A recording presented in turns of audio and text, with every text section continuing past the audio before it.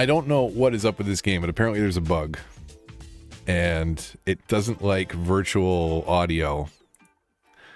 So unfortunately, I don't think I can get the sound working. Which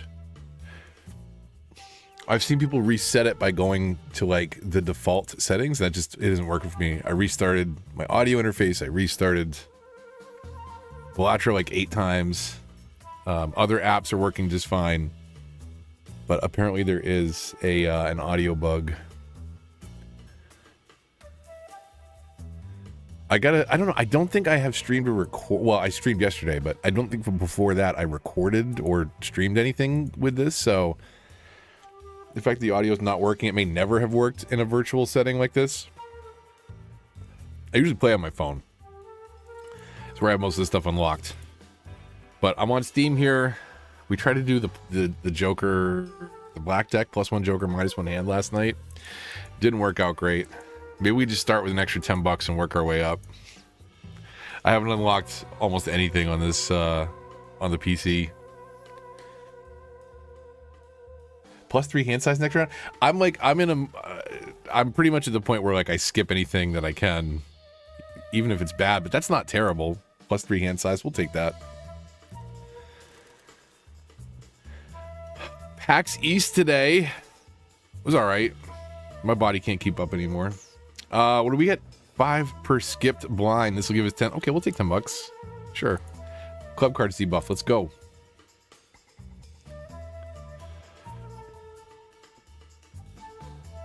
All right, let's see here. Got a lot of pairs going. Do we play for a full house?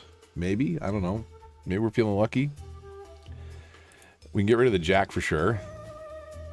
The 9's a single. As is the 7-5-3. Give us something good. That's just another pair. That's not really helping us. I guess we can play the full house technically, just one of them is debuffed. It's still better. It's still better than playing the 2 pairs, so we'll do it.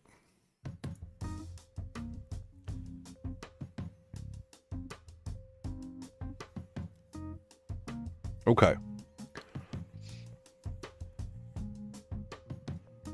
We could do it again, play with a debuff card for the multiplier. And then we've got the 8s as well. Do we have another? I don't have another pair. I can play the 8s. That's going to be enough, I think, anyways. So we're good. We're good. That should get us there.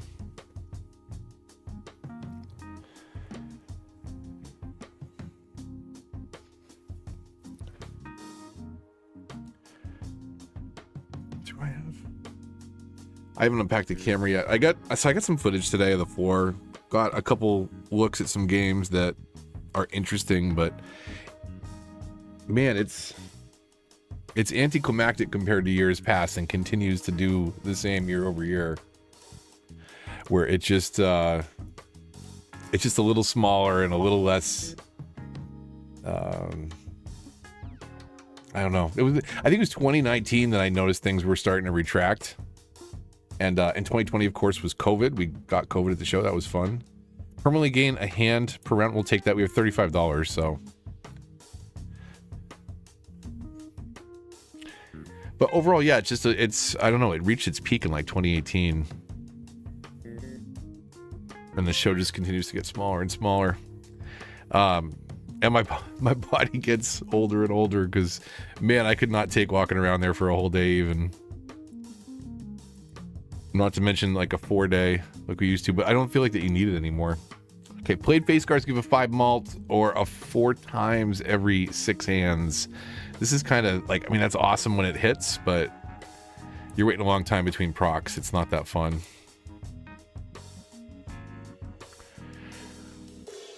One in 4 chance to upgrade a hand. That's not a bad thing to get in on early.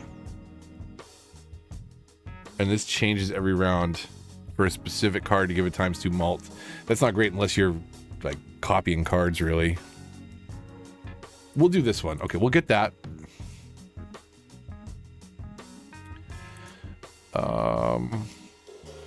We need something.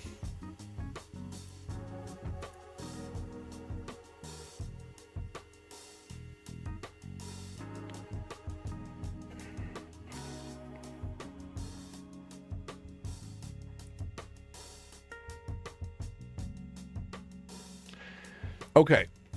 Do we add a voucher to the next shop? I don't know. We got money to spend on it. Maybe we get something good. Possibly. What is this? Upgrade 3 of a kind by 3 levels? Okay, we're skipping everything. It's fine. I don't think we have the multipliers we need if we're just upgrading hands. I kind of need some multiplier jokers here. Face cards are drawn face down. I realized I should have taken one of those packs, and I skipped the pack by mistake. Noob play right out of the gate. Not paying attention.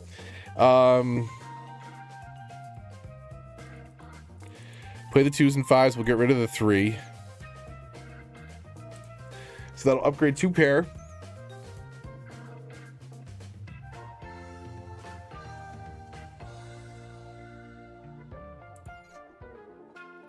Where do I have... I will leave it.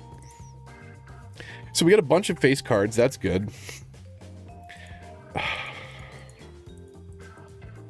Let's see what we got.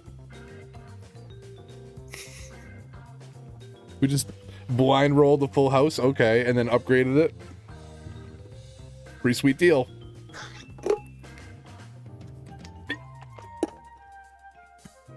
Okay.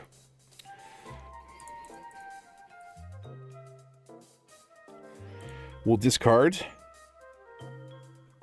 We've got 8s and 7s. Did we upgrade a 2 pair, right? Or I don't know if we upgraded. It's a what, 1 in 4 chance to upgrade it? No such luck. But again, it's better to have this card early than late. It doesn't do much late.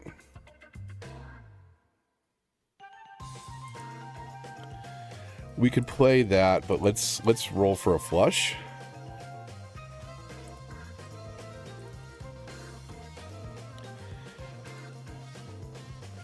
We got no discards.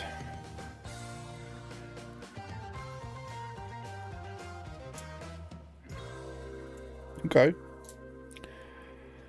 I think we can get there. We'll take our chances on this.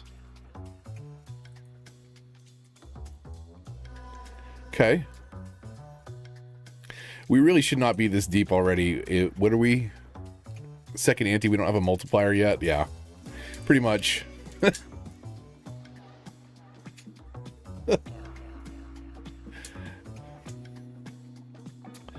Do we add a voucher? We've got the extra money to spend on this, so we'll do it. 3 vouchers? Can you do 3 vouchers in the shop? Spade cards are debuffed. Okay.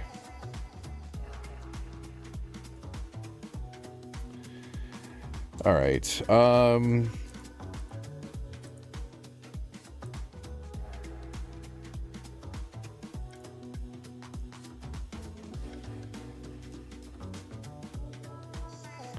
That is a bunch of junk.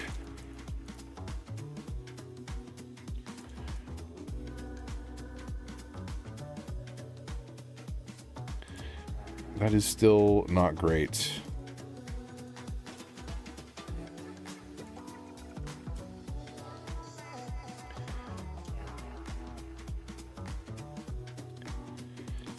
This is not my night. Am I considering scrapping kings? To try and we'll go for the flush. We only have 1 discard left. We have to play some bogus hands here. Oh man. Oh god. Okay, let's see what we can play straight up, because now we have to play the draws. We don't have discards.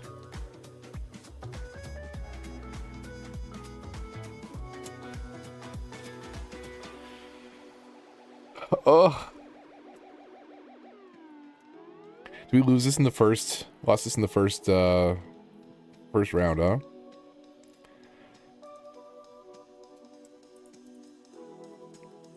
Okay.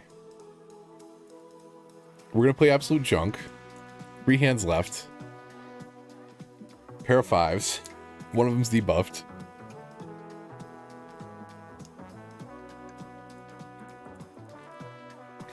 And then we got 1 hand left after this.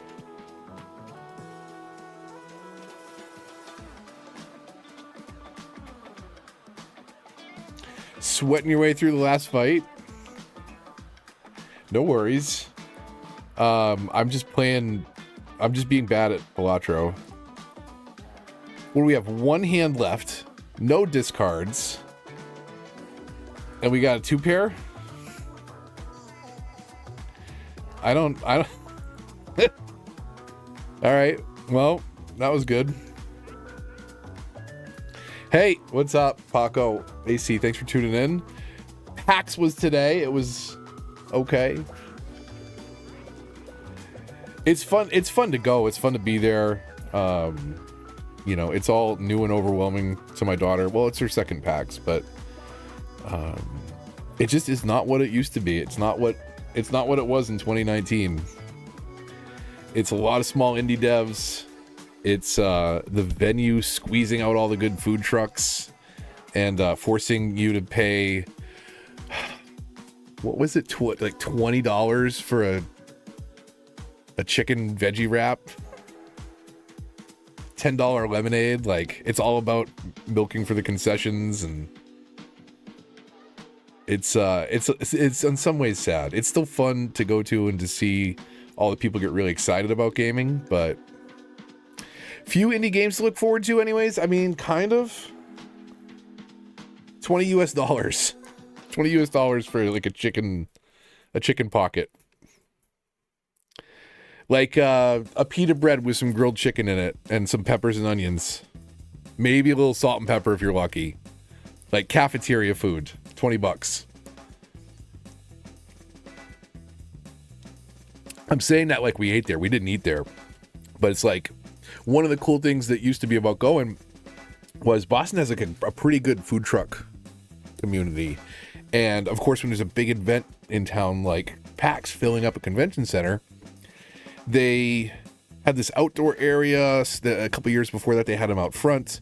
But like the outdoor area off to the side of the venue, they must have had, conservatively, 12 food trucks. And like they're all really good food trucks that are really good at something that they do, whether it is like a chicken truck, there's a Japanese food truck, there's Rosie's, I think they're out of Dorchester. They are a grilled cheese truck, like nothing but grilled cheeses of various kinds, all different kinds of, you know, gourmet cheese, bacon, big thick toast, like. And they basically have squeezed all those vendors out over the years in an effort to bring a few of them inside and basically sell it as cafeteria food to keep people in the venue. So it's just, it's a little disappointing on some levels, seeing the potential for what it was. But this is what trade shows, industry shows are like. E3 died, and all the big vendors have pulled out. Like 2019, there was no Xbox, PlayStation, or Nintendo there, who had all been there in previous years. So show just felt a little bit smaller that year, and then of course post-COVID, even worse. So like I don't have this conversation with my daughter because she loves it and it's cool, but like she gets burned out and like we can't, a full day is too much for me. It's too much for her. We did see some stuff that we liked. There's a new, I don't know if you have seen Ultimate Chicken Horse. It's a really fun, like, platforming game of horse where you make a tougher and tougher level for your friends to play. They're doing a sequel to it, which is kind of like that, but a little bit of like you're on a bicycle racing across the level sideways. So it's kind of like Trials, but it's with the same cute cartoony characters. I'm really excited for that. That's due out in the fall. Or December rather. Another game we saw was Cat Secretary. And I was talking to the dev, in a way it reminded me of some of the mini games in Scheduled 1 where you're like, doing stuff with red phosphorus in Scheduled 1. I won't say what. But you're kind of doing the same thing. Like you're a secretary, but you're a cat and you're just like breaking things, like trying to mix coffee and spilling it on electronics, and that looked pretty fun. And then my daughter played, I'm proud to say, on WASD, keyboard and mouse. She played Among Us 3D and won one of the rounds as infected, so good on her. Okay, what have we got here? A bunch of junk. We got a 789.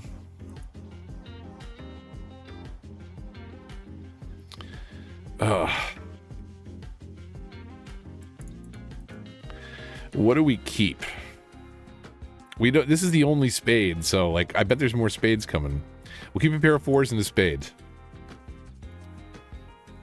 Okay. We'll get rid of that. We'll keep those. Discards 2 random hands per plate, so it doesn't matter what we keep. It's going to ditch 2, so it's probably going to break up our... Yeah, it's going to break up our pair.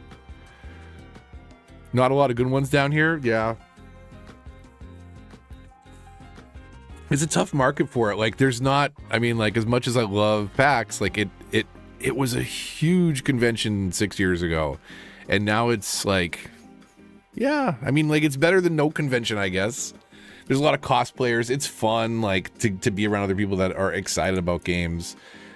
It's sad to know what lost potential, though.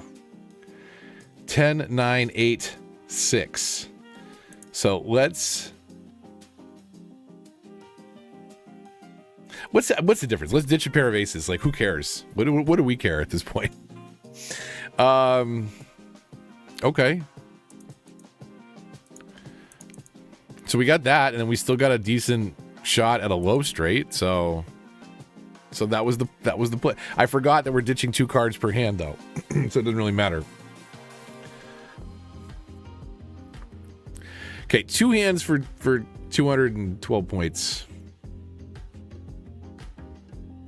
Play for the flush. 1 discard left. Son of a biscuit. We got 2 hands, though, so we'll play everything that is not the diamonds in hopes that it throws away 2 diamonds. I kind of forgot again, honestly. Son of a biscuit. Okay, so we got a full house. This will clear us, though.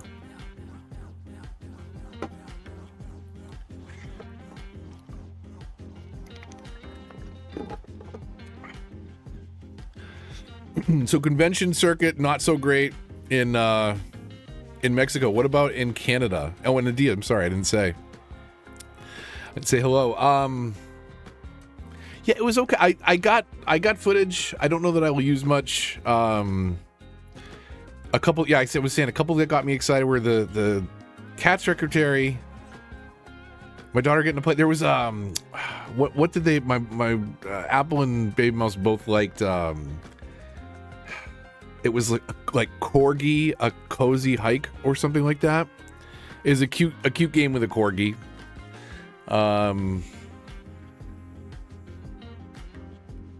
The Chicken Horse sequel, and then yeah, it just wasn't. It wasn't a killer show.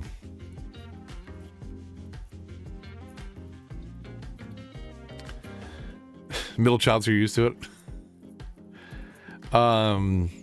I'm an only child, so I'm used to talking to myself, so. We gotta take this. We have $46. We gotta take that. What is this one? Oh. Well, you can build certain decks around that. I don't think we have that deck. We just got extra cash to start, so.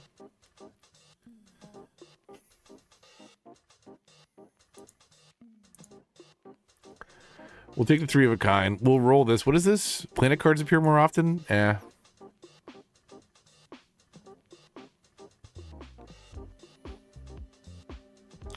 I could get an extra $20, or I could roll this card, which says 1 in 4, but it lies.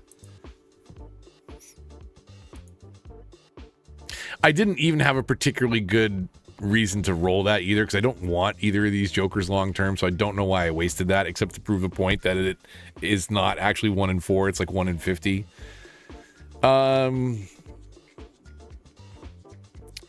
2 playing cards to add to your deck. Whatever, we're skipping everything. We got a little bit of multiplier going now. What can we add here? This is nice. Creates a planet card, an extra 50 chips, an extra 80 chips technically, because it's a bonus card, and it has, so it's an extra 30 and an extra 50 versus just, so that is what, 61, and that's 86 chips. So that's the better purchase. Oh, we get both though. Never mind. Select. Don't hit skip. I don't know why I'm hitting skip tonight. I should be skipping this stuff. Rerolls the boss blind. We start with 0 discards. That's not particularly great. So let's take our chances. I don't know. Decrease the level of a hand this early. I think we can get away with it. So I will go through the footage and see. I don't know if there's a video. I don't feel, maybe the video is me getting old and being uninspired. That's the content. It didn't help that I was absolutely hurting walking around today. Okay, let's play for something better. Let's just discard all these. Let's see what we get.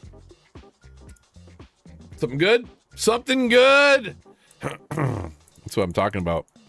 Now, this should still proc, because it says if hand contains 3 of a kind, which technically this does. It just happens to also contain 4 of a kind. So that's a good start for us. Decreases the level, but that's okay. It was already level 1. What are we gonna do, level 0?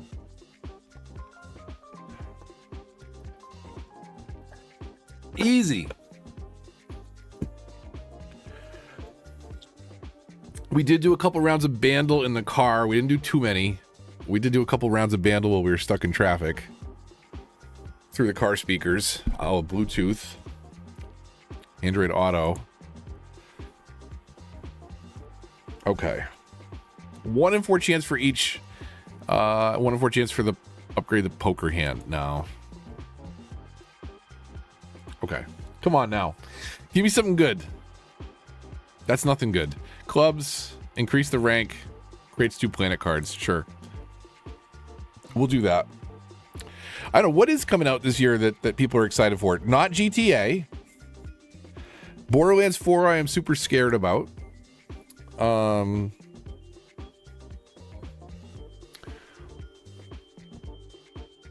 What is this? This is high card. I mean, we might as well use them. We don't need the dollar that they're worth for selling. And this is 3 of a kind? Or full house? Full house. Let's do it. Yeah, what are people excited for this year? I don't even know. Switch 2 games? A new Mario Kart? I guess. It would be more exciting to play a new Mario Kart if I didn't have to first spend $550 on the thing to play it. But whatever. And I say that like we're not going to also have to get additional Joy-Cons so that the 3 of us can play at the same time. Like, it's a much more expensive proposition than just the $80 price tag of that game.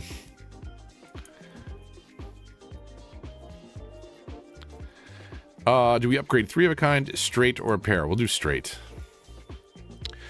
It's so expensive, yeah. It's a lot. I mean, like, here's the thing. You can get a freaking Steam Deck for the cost of a Switch 2. Like, I understand Nintendo's got some killer properties, but Steam also has thousands and thousands of games, many of which are not available on a Switch, and some that play really great at the Steam Deck, like the first Spider-Man. Don't get me started on the latest one, but Spider-Man and Miles Morales, those both play fantastic on the Steam Deck. I played through both of them on the Steam Deck, and I enjoyed them thoroughly. I have my critiques about them, but like they play really well on the Steam Deck. Yeah, 15,000 with Mario Kart, right? It's a lot. It's a lot, and like, I get it, but it's a tough market. And now, you know, I talked about this yesterday, but like Xbox raising the prices and being the arguably, as an Xbox fan, it hurts me to say this, the least desirable console on the market that is also the most expensive. Like, what do you, and you're selling your games on other platforms now. So like, what's the point of buying an Xbox, this expensive Xbox now? I don't get it. I was excited to switch to in the next Pokemon game, but I'm mad at them right now, so I'll save my money for now. My favorite was I saw a thread that was like, I was excited to get the Switch, but then they postponed the pre-sales in the US because of the tariffs, and I'm not gonna support a company that's getting political. It's like, what? Do you understand how capitalism works? No, apparently not. They're not just going to eat the tariffs for you. Like, welcome to capitalism. Unless you're a CEO, we're all screwed. Initial shot, yeah, free, sure, okay. What's this? Is this another one? So do we get 2 shops worth of free? How does that work? First hand's drawn face down. Okay, we'll throw it out. We don't mind. Actually, I only have 3 discards. I don't want to throw it out. Maybe we play it. Maybe we play it. And then we discard those. Son of a biscuit. That's not good. So we got low cards here. I'm okay getting rid of those. Hoi. We'll ditch the low set. Just have to switch one version. Yeah. Nothing to do with the pre. Yeah, no. I'm upset over Pokemon suing Pal World. The way they're going about it. It's just disgusting behavior. I mean, Nintendo, one, is very litigious. So if that behavior bothers you, you may look into more of their history. Number 2, as someone who has made fair use of fair use and has used material I don't own and has on a few occasions bothered to claim stuff back because I know without a doubt that I've used it in a capacity that does follow fair use, following a few certain terms, right? That you're not creating a market substitute for the original thing. Like, people aren't coming to my channel listening to me bitch about why I quit playing Call of Duty to watch the Call of Duty trailer as I talk over it. Now, does Activision try and claim that to say you don't have a right to use that? Yes, they do. But they also don't have a right to DMCA me or steal that ad revenue because I'm using it in a critical fashion. You can use it for parody, review, critique, as long as it's not like outright, again, creating a market substitute for that. Now, as someone who, again, has made use of that system and appreciates fair use, I also appreciate that Pal World is a gigantic intellectual ripoff. Like, it's trying to look like Pokemon. Is it not? Is it not trying to look exactly like Pokemon? Queen Jack 1098.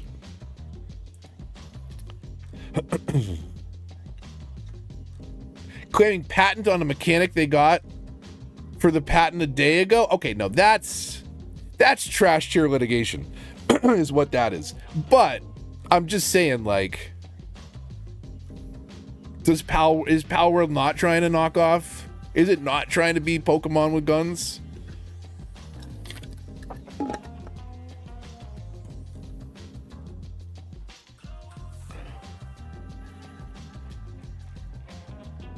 More like Ark Survival with Pokemon? Okay.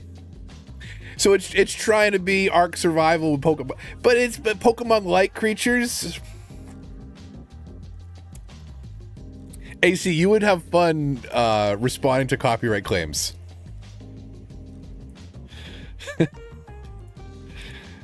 I know it. I can tell in my heart. Okay, what do we need? We need another 1,000. We have 2 hands to do it, and we got 2 pairs. We'll save our 2 discards. We'll let this roll, and we'll see what we need to come up with our last hand with the discards. I will try and troubleshoot the audio issue. I don't know what's going on with it. But I did mention very early on, if you weren't here, there is a problem with splitting audio all different ways, and Balatro doesn't like it, so there's weapons, so it's different. Okay, do we have a what is 3 of a kind? Is 30 by 3 plus 100, so 130 by 3.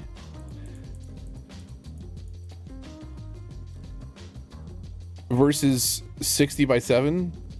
What is this? 420. And that is 130 by 3. So that one's more, correct? Give me a 4th ace. Son of a... I think it's okay. I think it's okay with the Joker. Did I do the math right? Did the math right. In the sense that it is clearly inspired by Pokemon's aesthetic. But most PAL are either original or wolf, so it's not like they're every other Japanese game type wolf. Okay. I mean, I'm not trying to pee on anybody's Cheerios. I'm just saying, as someone who, I missed Pokemon the first time around, right? When did Pokemon come out? Hey Google, when did Pokemon come out? 96? 96. Okay, Google, shut up. I was graduating high school. I was going to raves. Like, I was not into Pokemon at all. 98 in the Americas, then I was definitely heavy in my rave days. Definitely. So I missed Pokemon. It was not a thing for me. I was 11. Thanks. Again, continuing tradition of, you know what? I was going to say that, you know, our age gap being creepy depending on what time you look at. But like, let's just say, can we just say Bill Belichick's girlfriend and that age discrepancy is creepy today? What if he's 73, she's 24? I think it's something like that. There's a 49-year age gap. She's 24. The age gap is twice her current age. They met when she was 20 or 21. That's creepy. That's all kinds of creepy. That's creepy now, not like if you rewound time. It's like, oh yeah, what if you met at this point in your life? Like, no, that's creepy now. It doesn't matter what time we rewind back to. It's just creepy. Okay, what do we have going for us so far? This has 12 malt left. We could be playing straights. Allows straights to be made with gaps. That's pretty slick. Extra interest or odd. We're going to do straights with a gap. And I almost hit skip. I got to stop hitting that skip button. I've done that so many times. Jumbo Arcana Pack. Let's go. Give me a Wheel of Fortune. Dang it. I wanted you to see that the Wheel of Fortune is not true and it lies. 2 lucky cards, probably. 2 lucky cards. Right there. Those are our lucky cards. Definitely creepy. Yeah, creepy. It's creepy now. It's creepy today.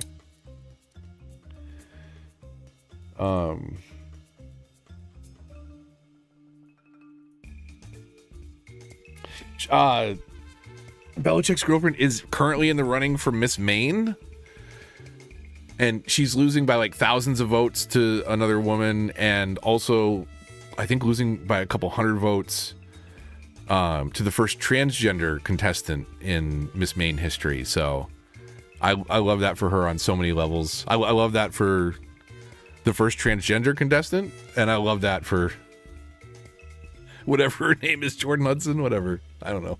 It's great. Wait, you still see the vision of why this was nominated for Game of the Year? Are we talking about Balatro? And if so, I'm going to guess that you haven't played it. It is so, like, it's knowing the rules of poker, but playing it in like a solitaire fashion. And it's always so twisted with the jokers and the different things that you can do that, like, it's a roguelike. Like, it's endlessly adaptable and different, and it's just chill. I don't know. But don't worry, we're going to switch to the band game soon. Skip this blind to get 25. I'm trying to see if I can get through some of these decks, because I've done them almost all on the phone and next to nothing on the PC. A free uncommon joker, we'll take it. But we can only play one hand. We need a straight flush, which we can technically get.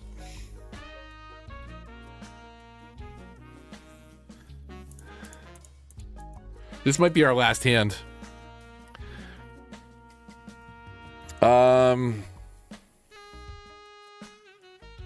That's not going to get us there, is it?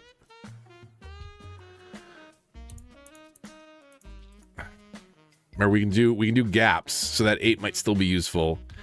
So we're going to discard all these. We got 2 discards left. I want spades.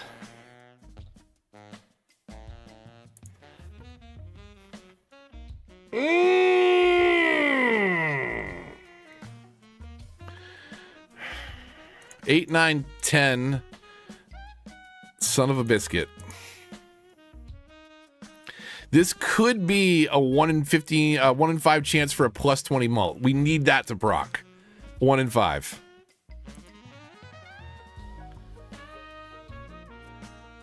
Nope. Very small. Wasn't it one team technically? One guy that technically made the game, and then brought in team after it was successful. I feel like, you know, it was funny. Local Thunk, the dev that made this, has been completely private about their identity, had other people accept awards and stuff like that, and played their game at a trade show. And the person that was running the booth was like, "Hey, you're really good at this game." And they didn't tell him. They didn't tell him, like, "Oh yeah, I'm the guy that made it." Like, "Oh yeah, no, it's a cool game. I like it. It's really neat." He's only, beaten every permutation of every deck, of every modifier. Okay, what are we doing? Are we doing Bandle? Let's do Bandle. Treat yourself to Bandle merch. Okay, what did we do today? Let's see the damage that we did. We didn't go that deep. We went into the 90s a bit because we got this up to 11. I made them do an 80s and a TV and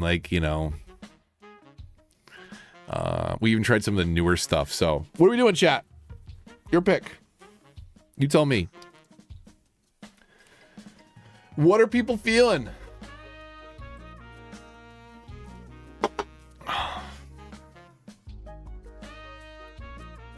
I mean, we could start with a movie or a TV. I'm always down.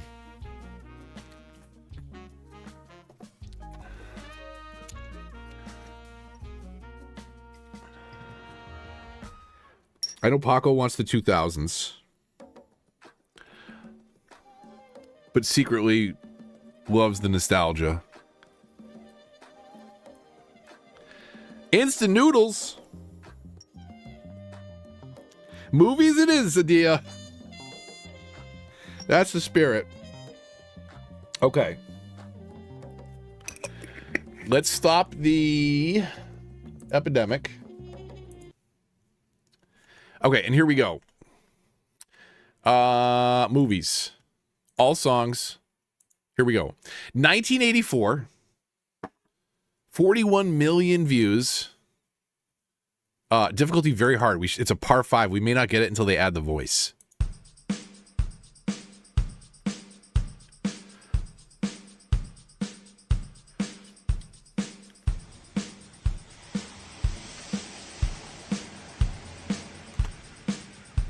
I feel like I'm gonna get this before the voice. I think we got this. Come on. 1984 movie.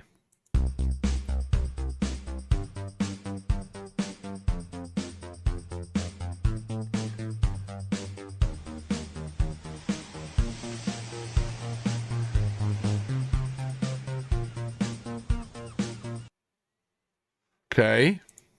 It sounds like the ocean.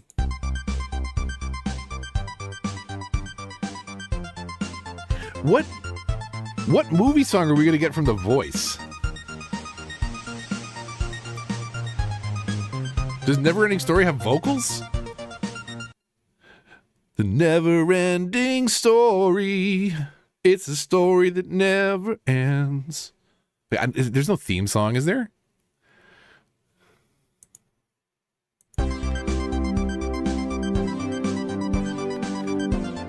Also, did the Neverending Story have ARPs and synthesizers?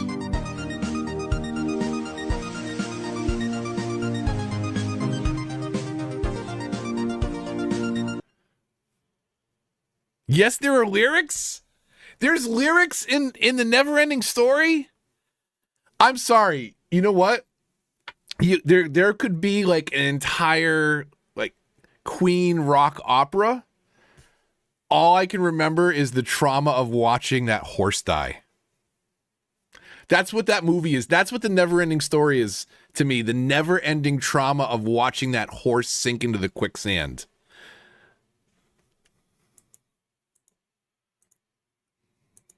Okay.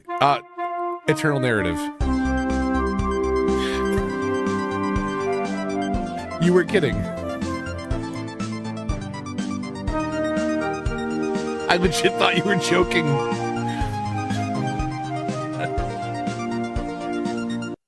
This is movies. Newfound Glory cover of the never-ending story. Oh my god. Do I take the copyright hit and just listen to this right now? Hold on a minute. I think we just take the claim. That is me. Apparently that was the last YouTube video that I typed in manually. What is it? Never-ending story theme?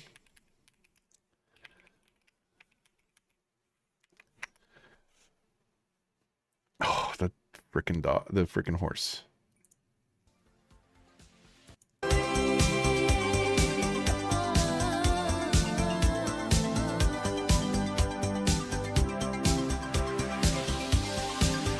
I don't remember this. Honestly, I remember the horse sinking into the quicksand.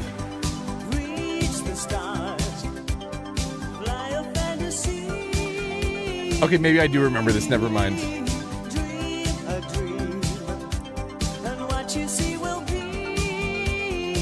Where's the horse dying? Is that in the trailer? Yeah, it is. It is. What the actual hell? Now, you know what? Did I close the wrong browser? You know what? I have no qualms now having recommended Edith Finch, honestly. No qualms. No problems whatsoever. I'd recommend it 100 times now, just because of that horse. Just because you knew the song had vocals. Okay. Did I go back into movies? I meant to go back into movies. All songs. Movies. 1982, 1 billion views. Easy, we're going to get it from just the drums.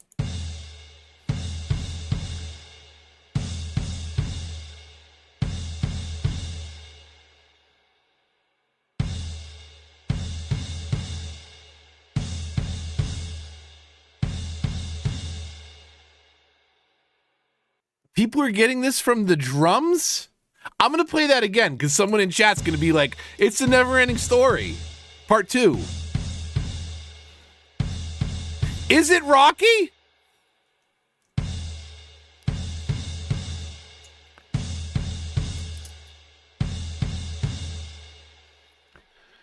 Gonna fly now? Eye of the Tiger? Dun, dun, dun. Okay, yeah, I could hear that. Get the... And 68% of people got... You are mad, all of you. Are you kidding me? Okay, I can understand part 2. I cannot understand how you're getting it on just the drums, though. I wasn't processing that. But now I can't unhear it, so... Get good, noob. Time. How do you time out? Put user in timeout. Okay. Let's play the bonus round here. It's the Eye of the Tiger. It's the thrill of the fight. Driving fast to escape the nightly spiral. No. Gliding through the night to become the top survivor. Climbing high to reach the peak of the spire. Rising up to the challenge of our rival.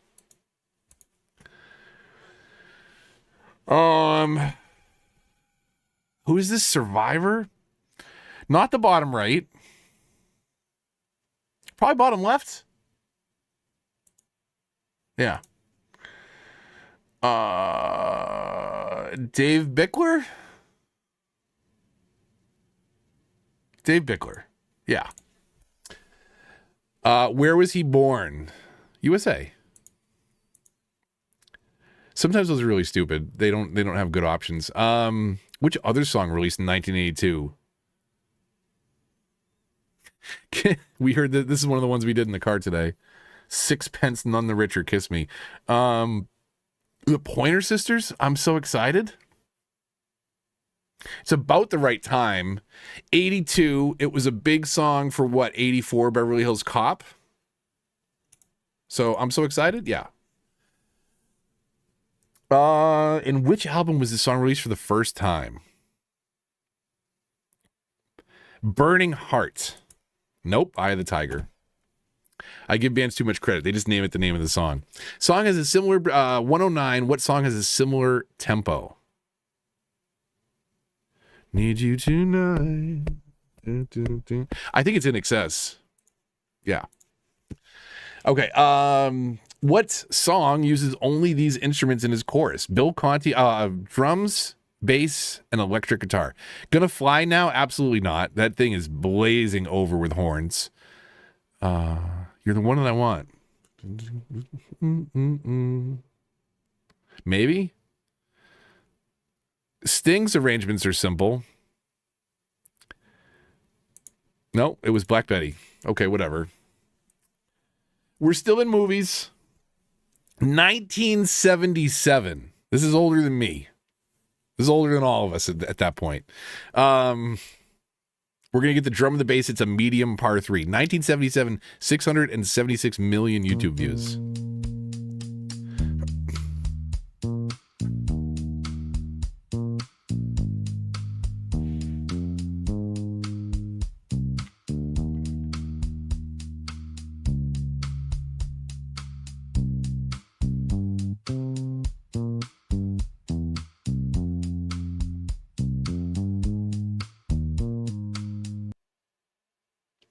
I don't know that. It's a medium par 3, so the guitar may not even give it away here.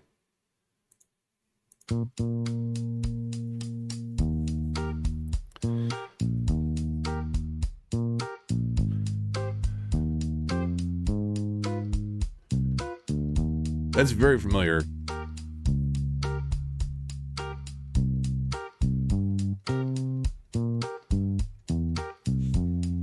Okay, this is where we're supposed to get it.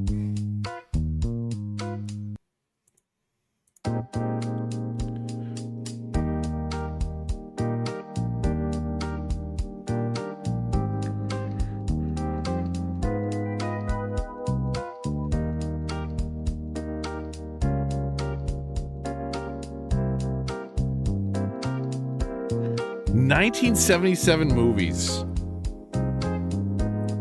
God.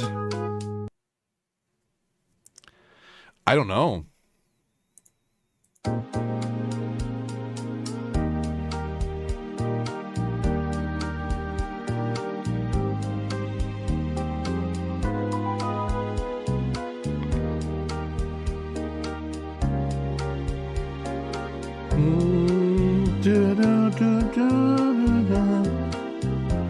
Why do I know it?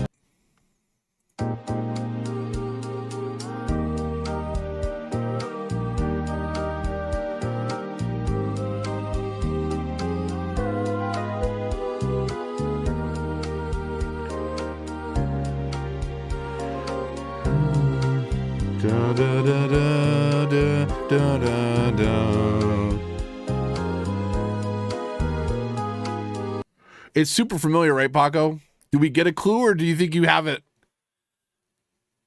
Do you know lyrics? Give me lyrics. I'll take lyrics. That might help.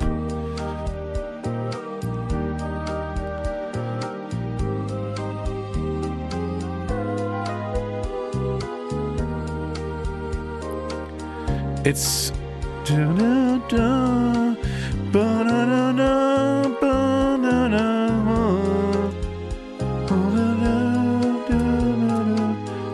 I cannot place it. I know it. I know that I know it, and I cannot place it. I'm going to get a clue.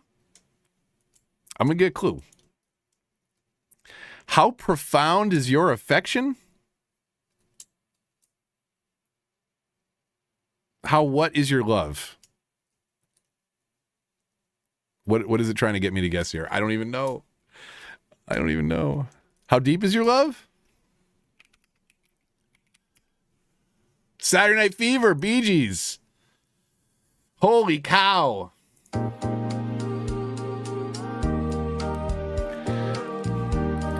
Good job, Paco.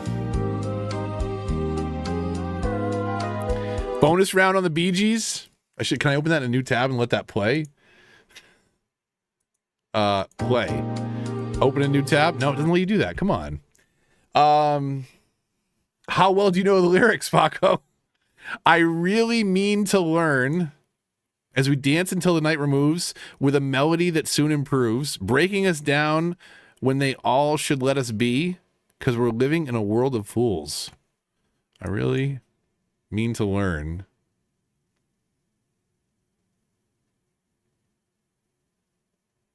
I don't know. Paco. All right. Where are the Bee Gees at? Top left. Front person for this band would be Barry Gibb.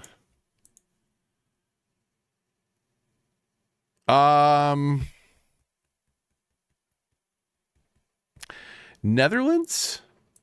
Son of a...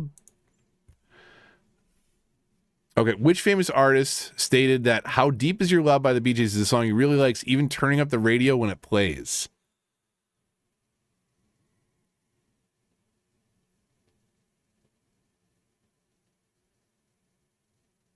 Elton John. Son of a biscuit. What other song was released in 1977? Not Michael Jackson Bad.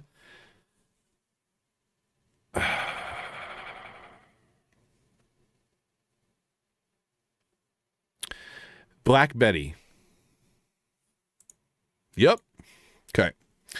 In which album was this song released for the first time? Self-titled Bee Gees. Or was it Saturday Night Fever? Okay, that has which Soft Cells, Tainted Love. Tainted Love. Maybe Chariots of Fire? Shit. Another song that has drums, bass, guitar, synth, strings for the chorus.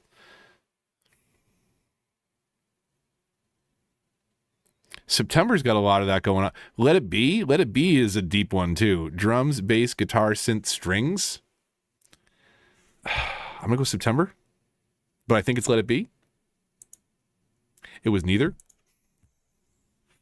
1994, par 5. Okay, let's do one more and then we'll switch up the genre.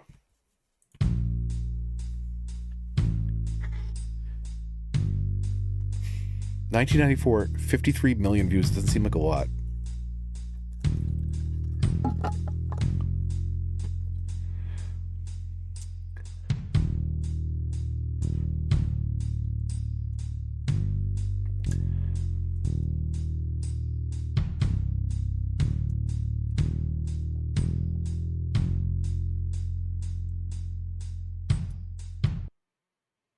Okay. What's the piano got for us?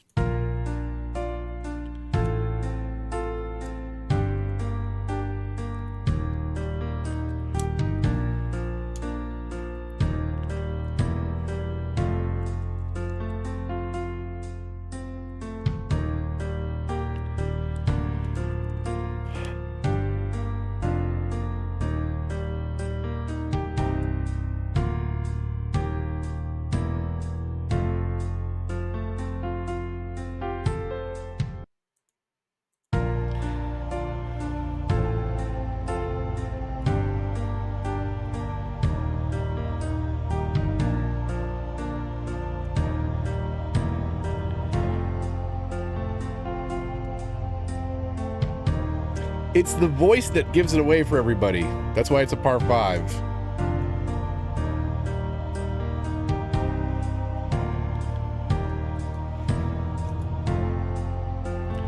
Here come the strings.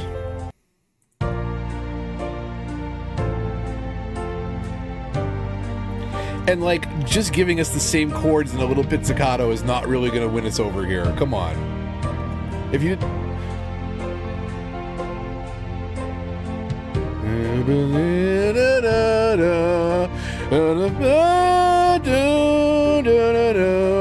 It's an Elton John song. I think it's the one here.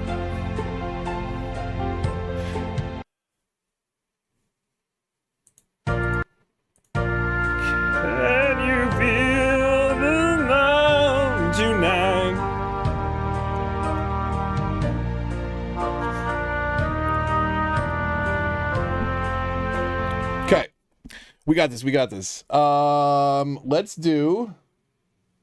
I don't know. What do we want for background? I think we switch it up after this. Hold on a second. But let's get.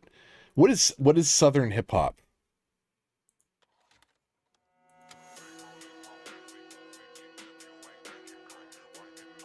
I'm scared. Okay. Identify the lyrics. Can you feel the love tonight?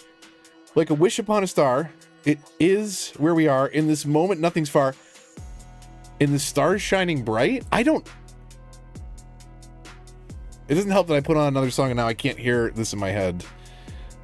Can you feel the love tonight? Like a wish upon a star. It is where we are. In this moment, nothing's far. Can you feel the love tonight? Like a wish upon a star? It is where we are? I don't doubt Apple when it comes to Lion King, because I know that she's seen it without falling asleep. But I also don't need any help identifying Elton John. Thank you very much.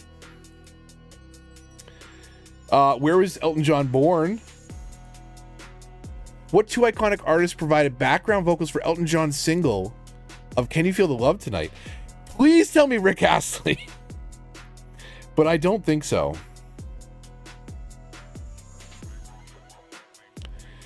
Based on the timing,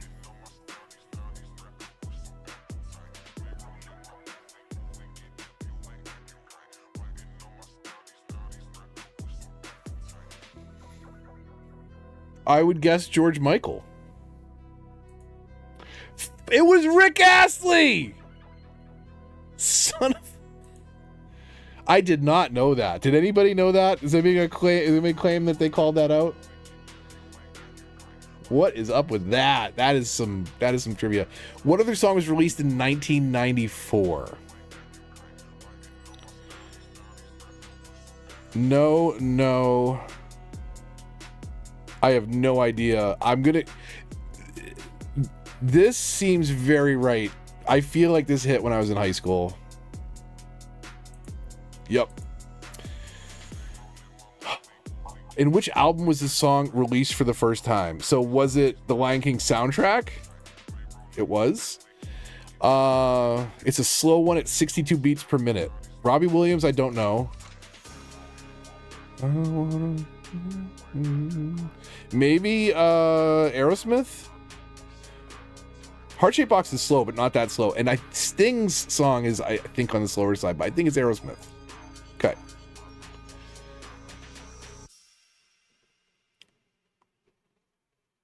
You would have said George Michael because he also sang cover for her. Okay. I don't feel bad about my guess. Identify a song that uses only these instruments in its chorus: drums, bass, piano, and strings.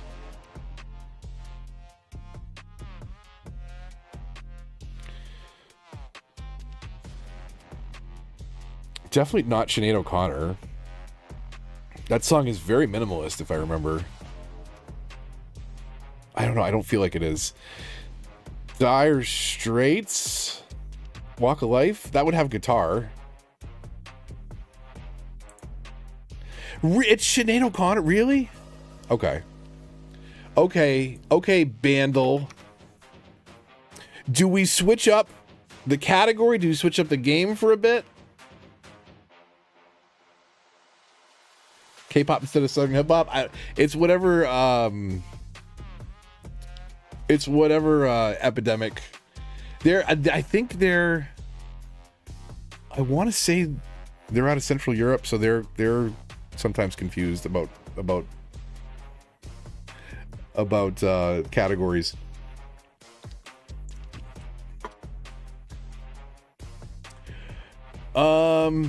Yeah, what do we do? Do we switch it up, or do we 2000s if we stay here? What if I kind of like, if we're all down, I kind of want to see if we can do, where the heck is it? Box office game? Because we've got a good group. Let's at least try and knock out a box office game. We might have done the daily. I don't remember. We'll come back to it. Let's come back to it. Let's see if we can knock this out, because we have a really capable group right here. So we are trying to figure out the box office for the weekend of February 2nd, 2007. We know the following movies. We're going to start with Sony Pictures' $14 million gross. February 2nd, 2007. Okay, we're going to reveal the tagline. I feel like the plot is just like, you're just like, come on. Can't read those words on your phone? Okay, hold on. I can also zoom in a little bit here. I just have to remember to scroll up and down.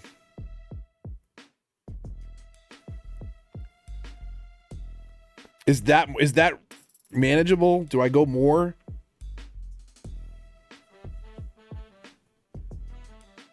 How do we feel about this? Tagline. That's not a tagline. There is evidence to suggest that children are highly susceptible to paranormal phenomena. They see what adults cannot. They believe what adults deny. And they are trying to warn us. Children are highly susceptible to paranormal phenomena. Okay, the main actor, Kristen Stewart. Please, somebody save me. Is it Paranormal Activities? Is that the name of it?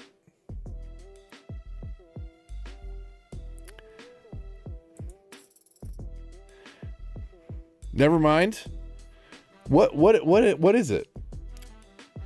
Do I need a second actor? Does anybody know Kristen Stewart 2007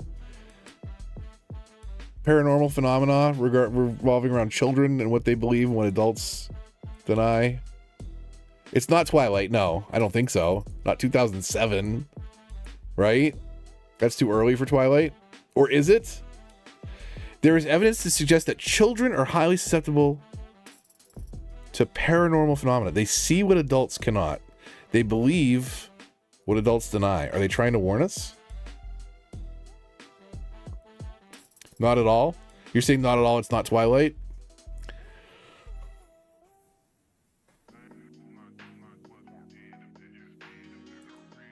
Come back to it?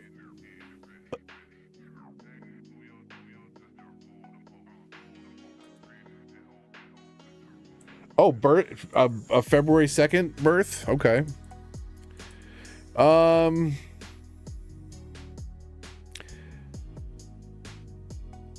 2007 was definitely Twilight time?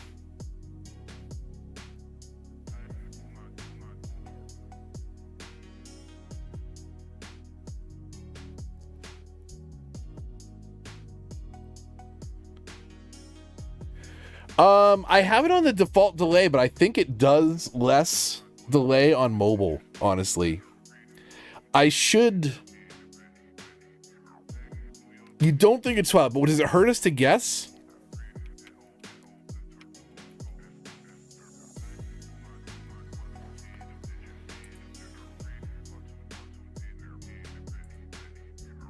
It's a miss. No delay on mobile for you? Yeah, it's weird. It's just, it's the encoding, like... For all the thing, like, I think YouTube does some stuff really well, but latency is not one of those. Not in the default. Like, I should set it to the faster one for these games, probably, but I keep forgetting. Somebody remind me at, like, 9:08 when I'm late and already starting to stream that I should have done it already. It's not a you thing, no. It's a YouTube / what. There's 3 settings. You can go like overboard on the latency, and it's like a minute behind. You could do low latency or ultra low latency, but ultra low is subject to some buffering. It's more sensitive to issues, can reduce the quality. Okay, so it's not Twilight. Let's come back to this because I don't feel confident in my Kristen Stewart knowledge at all. I'm going to reveal the tagline of the next movie, which is Universal Pictures' $13 million. What year are we? 2007? Tagline. She's just your normal, overprotective, overbearing, over-the-top mother. Actor. Diane Keaton. What the hell? That does not help. Is this a movie with Diane Keaton and Steve Martin? Mandy Moore? Somebody must know this. Mandy Moore, Diane Keaton. She's not your normal overprotective, overbearing, over the top mother, or she's just your normal overprotective, overbearing, over the top mother. It has Mandy Moore in it. Yes, I feel like that means Apple's coming with the answer next.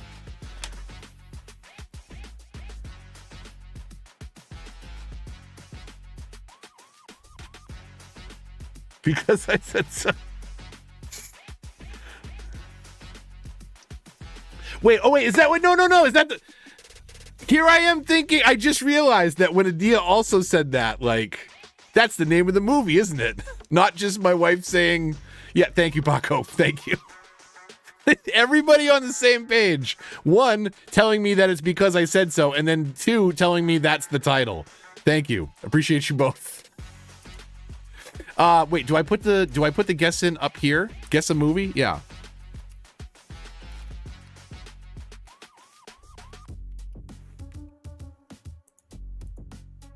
Okay, because I said so. Correct. All right, 20th Century Fox. 8 million. What is the LW? Change from last week. So 29 million showing. We're going to reveal the tagline. We know it's big. We measured.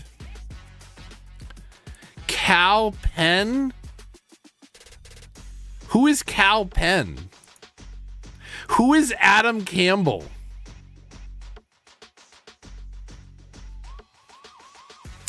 Not a bad idea, Adia. I do not know. I have no clue who Cal Penn or Adam Campbell are. I don't think. Like, do we reveal the plot and just throw the points in this one out?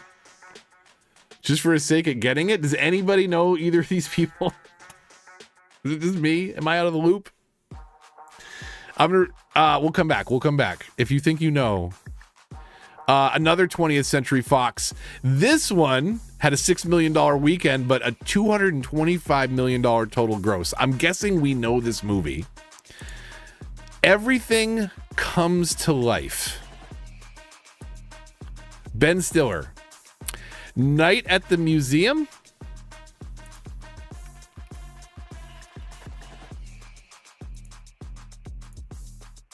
Okay, that was easy.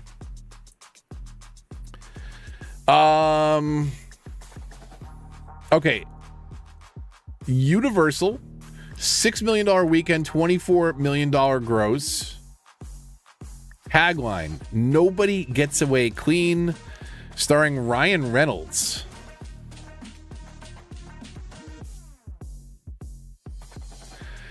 Anyone know their 2007 Ryan Reynolds? He's Canadian, isn't he, AC? What do you must know? You're both Canadian. You probably talk to him on the regular. That's how that works, right? Very friendly up there. Who knows? Do we need an extra hint on this one? Waiting? Is Waiting a movie?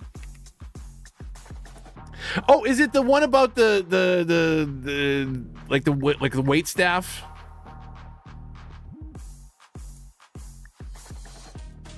Miss. Waiting's a miss. Ryan had other movies besides Deadpool? Yes. Yes, he had other movies besides Deadpool. Perhaps you've heard of Green Lantern.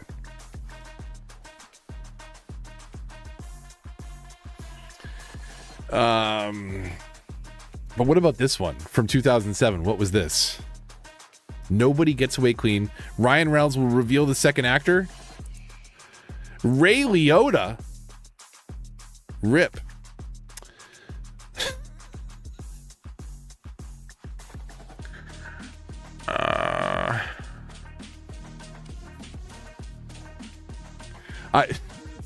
Did everybody stick around? Was it Deadpool 2 end credits?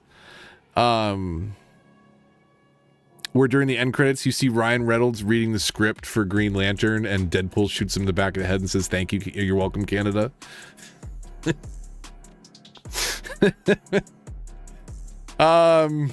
Okay, Nobody Gets Away Clean. Ryan Reynolds, Ray Liotta, 2007. don't know. I just don't know. So what do we not have yet? We don't have we haven't figured out the Kristen Stewart one. I think we just start eating into our points. Like, I'm going to reveal the second actor in the Kristen Stewart movie. Dylan McDermott.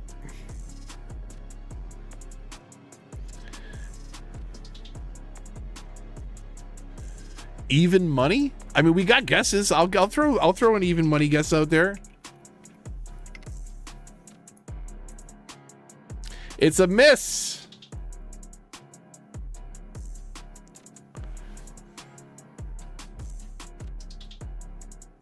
You feel like you know the first one at the same time you don't? We're going to reveal all hints on the first movie.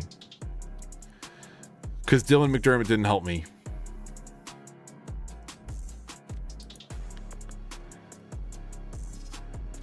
We'll void all your bonus points. I don't care. It's fine. When the Samoans trade in the craziness of big city life for the quiet of North Dakota farm, little do they expect the nightmare that follows. Soon after arriving, teenage Jess, Kristen Stewart, and her younger brother see terrifying apparitions and endure attacks from a supernatural source. Jess must warn her disbelieving family before it's too late to save them.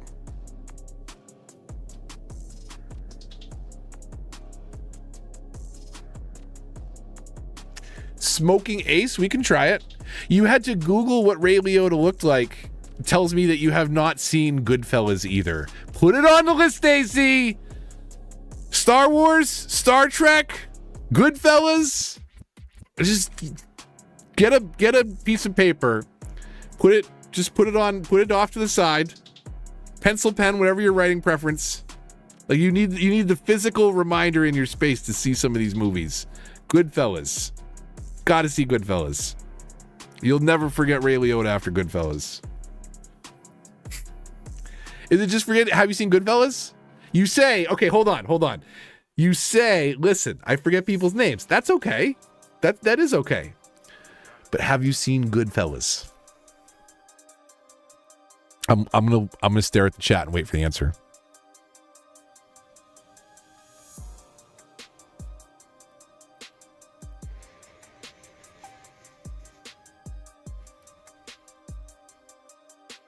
Apple, you haven't seen Goodfellas?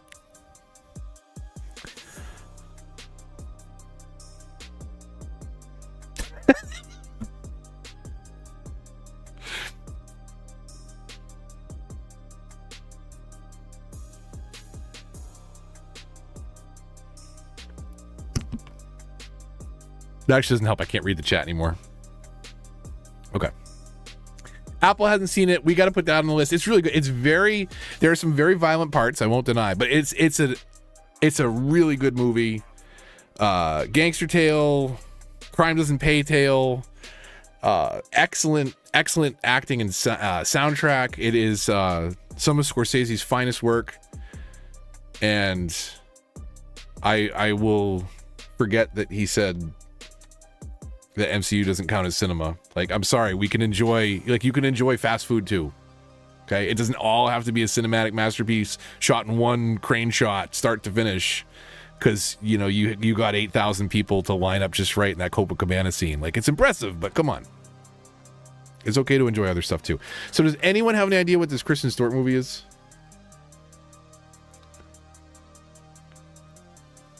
Because I don't know.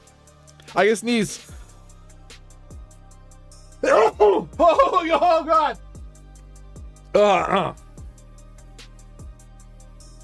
I got that con flu already. Paco said the Messengers. I'm sorry. Messengers. The Messengers.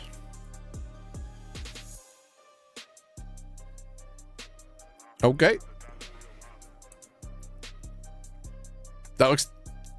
This looks like something Apple would love. She'd be a big fan of that one. Okay, The Messengers. So extra, yes, we know. That's why we're here, isn't it? The extraness. Okay. We know it's big. We measured. Cal Penn and Adam Campbell.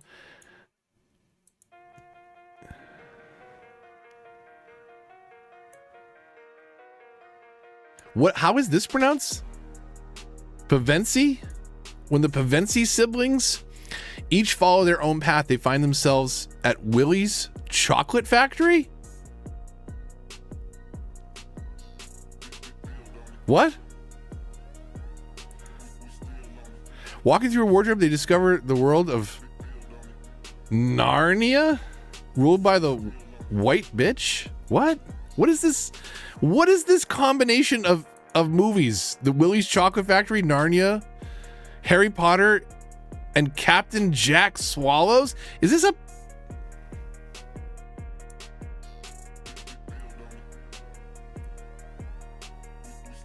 a horny lion? Wait,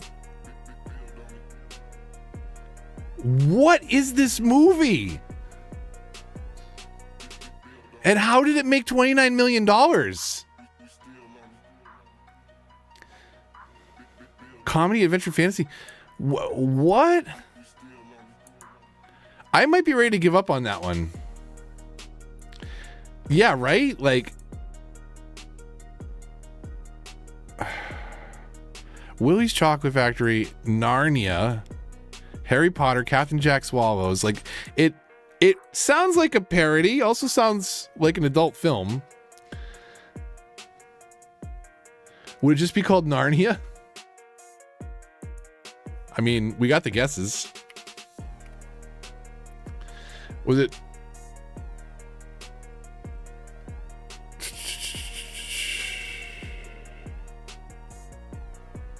No. White Castle?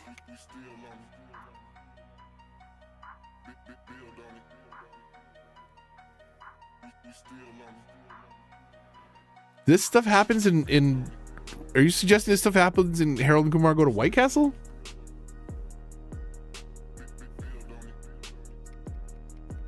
Because I remember a very different movie, if that's the case.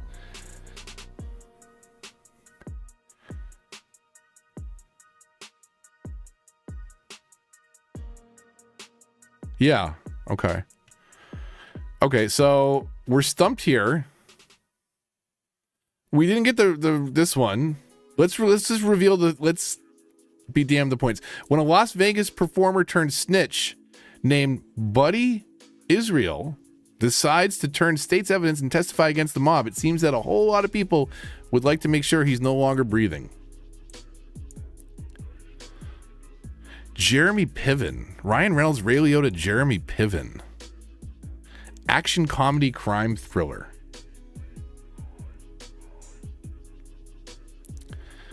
Ugh. This was tough. This is tough today. Two that we did not come up with. I'm stumped. I don't know. Short of Googling, like I've got nothing. So if anybody has any guesses before we reveal, throw them in the chat. Who's Jeremy Piven? He is the agent in Entourage.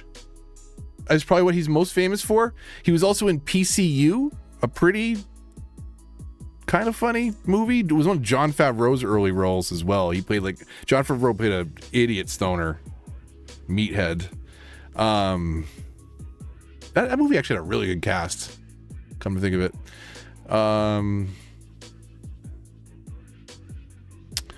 Permission to Google, go for it. Yeah, we're gonna do Smokin' Ace because that is something that AC suggested. Smokin' Aces? Smokin' Aces. What is this?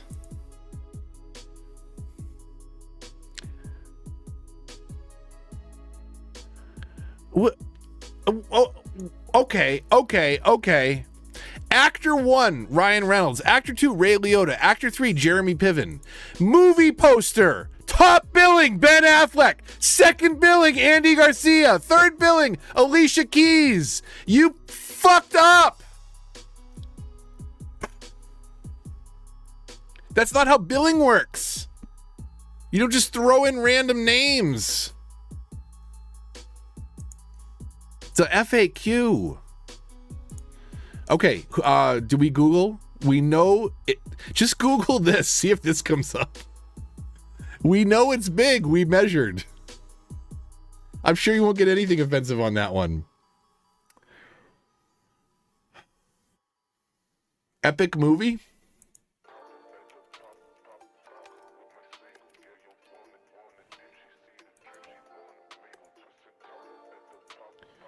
I seem to remember this now. It's like trying to be a parody of so many things at the same time.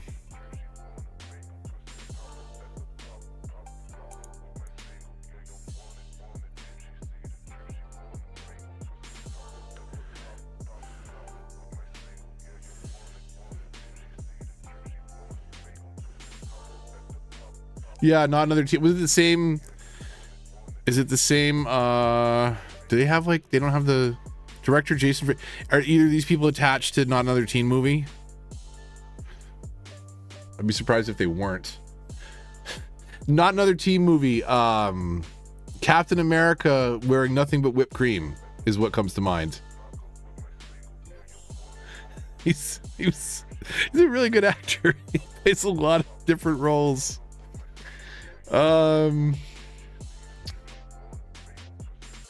Okay. Current score 205. We got everything? We got everything. Okay. That was the box office game. What do we got? Well, I mean, we haven't done any FoodGuessr in a while, but we should knock out Thrice real quick and at least do the Disorderly Daily.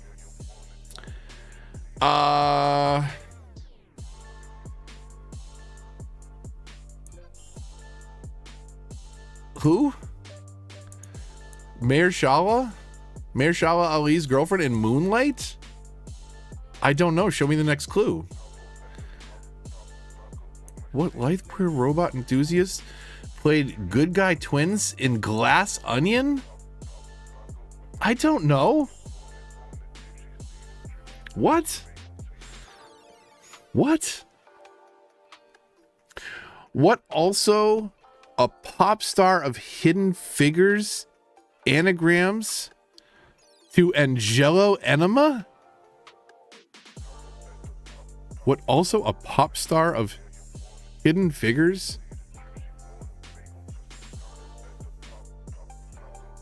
Oh, I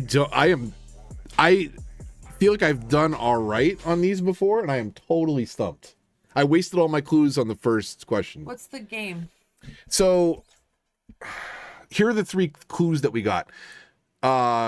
Straight up, who played Mahershala Ali's girlfriend in Moonlight?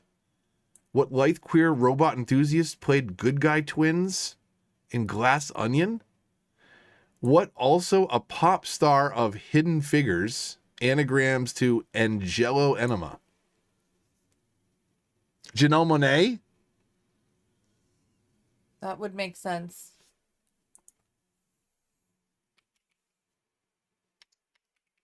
Is it two N's, two L's, and an E?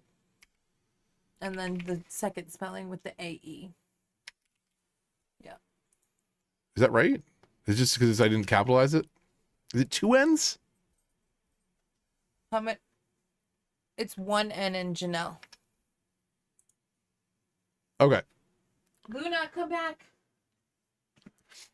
Okay, so we got through that. We just don't have any. Oh, no, we do get clues on a per question basis. Oh, I should have used those before. Just to stick it to latent McCarthyism, what 93-year-old civil rights activist joined the Communist Party in 1961? I don't know. I'm kind of well read on American history, but not. I don't know Red Scare that deeply.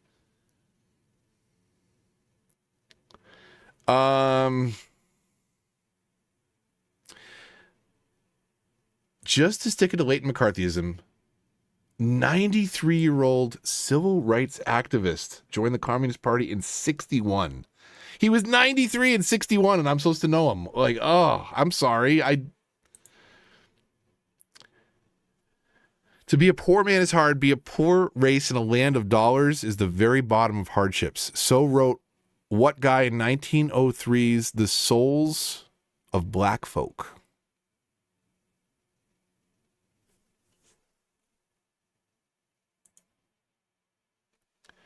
Unlike Blanche from Streetcar, what NAACP co-founder had a last name that rhymes with Joyce?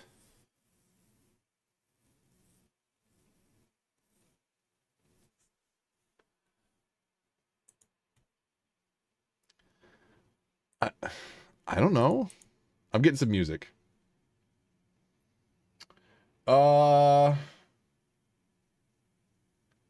What's chill? What is indie? Do we go indie-tronica? Bit music? Let's do some bit music. Sort based on popularity. Of course it's instrumentals. Okay. This is tough.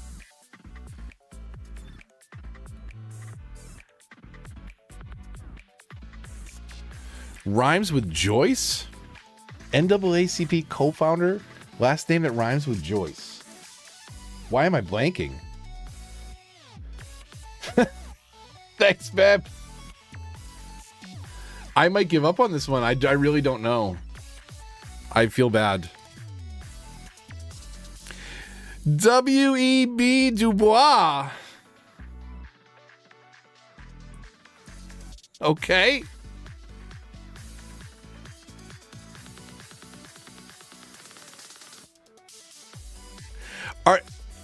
Are you pronouncing Dubois? Du Bois? Freaking Americans. Okay. Okay, so we got our first X of thrice, I'm pretty sure, right there. So I should feel ashamed. Before they Boys. Huh? Read them boys. That's how you pronounce it. I understand that's how you pronounce it, but it's not correct. Ask AC how you pronounce that. That's not right. I know. You were pronouncing it right. The quiz is wrong. Exactly. What are we doing to the French language down here? It's 1961 in the middle of the communism scare, and we're just ripping apart French for fun. Before they knocked out 30% of the letters, the name Ovaltine contained the name of what ingredient? What? Ovaltine is that milk? It's like a Chocolate milk, but it had like extra nutrients in it because they didn't want you to have like they wanted it to be healthy. Oh, I don't know. Before they knocked out 30% of the letters, the name Ovaltine contained the name of what ingredient? I don't know. Iron?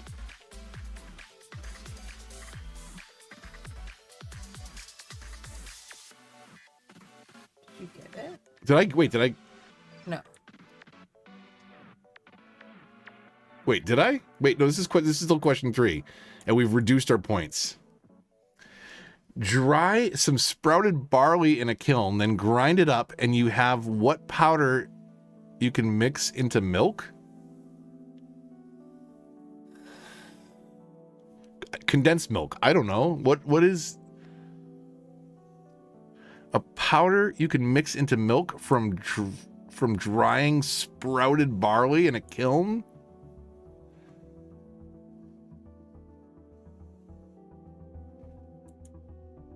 I don't know. You can use that same barley prep to make Scotch whiskey. It's a What's that 4-letter word? Hops? Malt? Oh, malt. Malt makes sense. Okay. What was Ovaltine's name? Maltovaltine? Ovaltine malt? Maltovaltine. Maltovaltine? Maltovaltine! I drink Have you had your Maltovaltine today? it. Okay. In 1972, the world's first known green environmental party was established on what Southern Hemisphere island? The world's first known green environmental party. 1972. Southern Hemisphere island. Australia?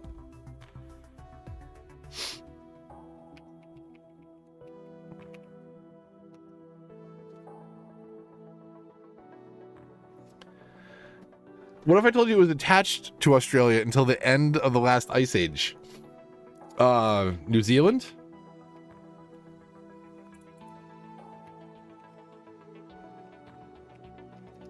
Zealand. Darby be pissed. What if I told you it's most famous for its endemic critter is a carnivorous? Oh. Tasmania. T-A-S? M-A-I-N-E? Tasmania? That's correct for a point. So we've gotten all the way through like as worst as possible, and we completely missed the Black History question. So this is a round of thrice for one for the books. Winner of a Pulitzer, Tina the Haunted Land Rosenberg graduated from journalism school at what Midwest University? Kent State. I don't know. There's trauma for you. Gillian Gone Girl Flynn went to the Medill School of Journalism at what Big Ten school? I don't know. Ohio. What are the Big Ten schools? Anybody know? Anybody here watch Big Ten sports?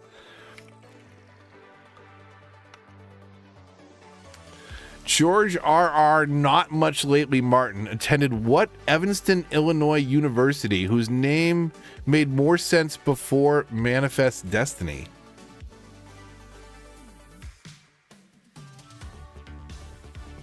Yeah.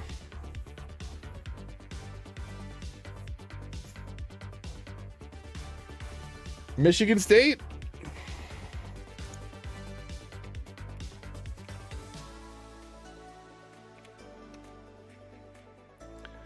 Northwestern. This was a rough one today. This was a rough one. Holy cow. Man. Thrice not doing us any favors. Let's do a disorderly daily.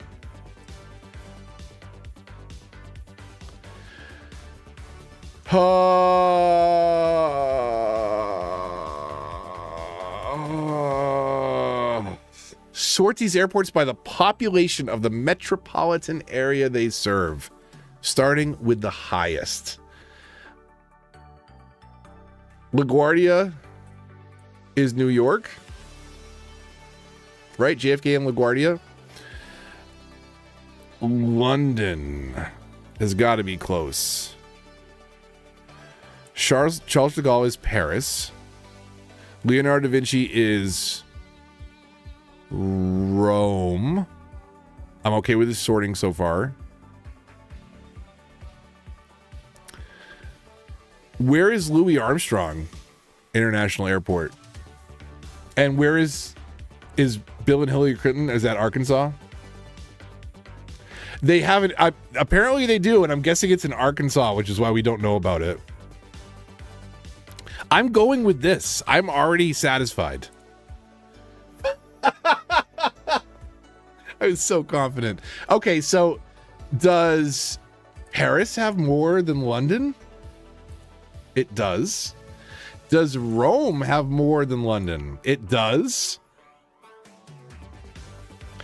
And Arkansas is not on the bottom, which is amazing to me.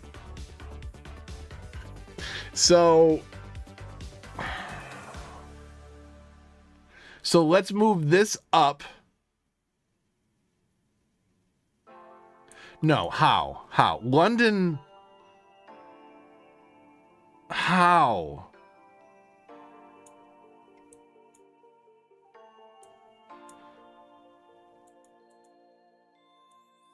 It's got to be Louis, and you get out of Little Rock, Arkansas. you 748,000 people. There are like for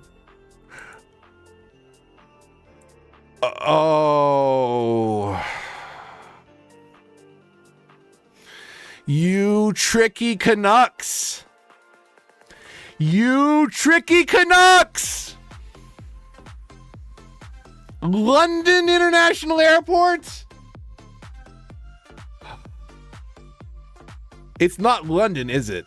It's not London Airport. It's Gatwick. Gatwick is the airport that services London, is it not?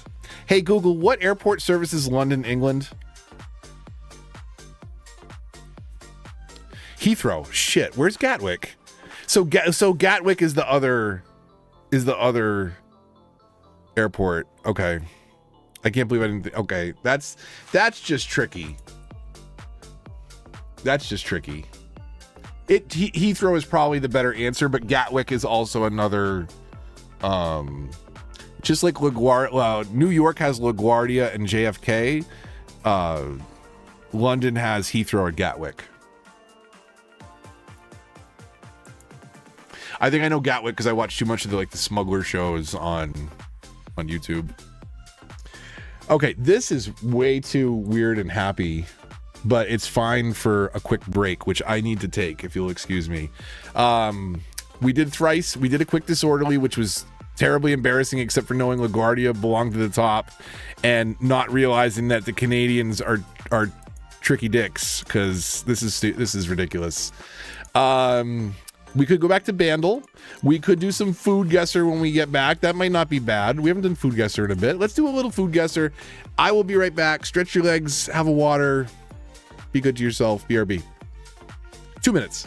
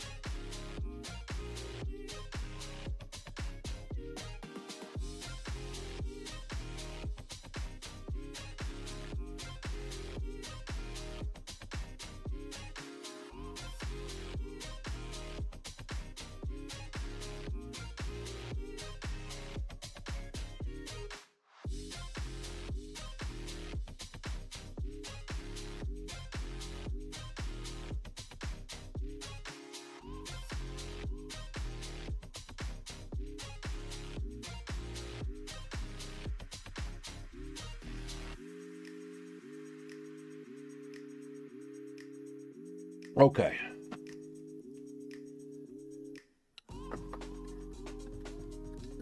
Stretch legs, watered.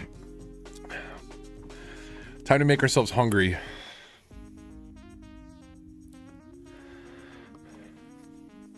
Well, FoodGuessr, we'll do the daily. Maybe we'll get a round or two. This scares me because just looking at the picture, this looks like the capsaicin, the pepper extract that they put into bomb to make it the most hot, horrible thing in the world. But I'm sure it's much better because it's made of pears, apples, dates, plums, sugar, spices, lemon juice. Okay, so dish is a sweet, thick spread made by reducing fruit juices, primarily pears and apples, sometimes featuring dates or apricots. Deep caramel-like flavor, dense, sticky texture make it perfect for enhancing the taste of bread, cheese, or breakfast items. Traditionally enjoyed with savory foods, this dish serves as a versatile condiment add a unique sweetness to various culinary creations. Pears, apples, dates, plums, sugar, spices, lemon juice. I've got a thought, but that looks not appetizing. Feels like something the French would do. I don't. What do you? I very much enjoy French cuisine. I'm not saying that this in particular looks appetizing. It does scare me right out of the gate, but plums and dates.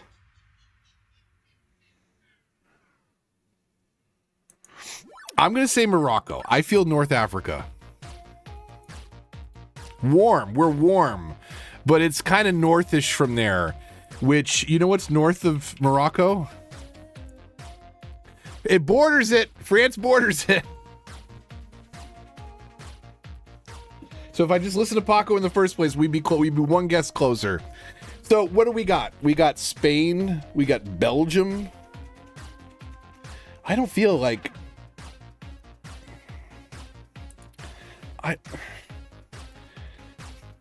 Maybe Belgium?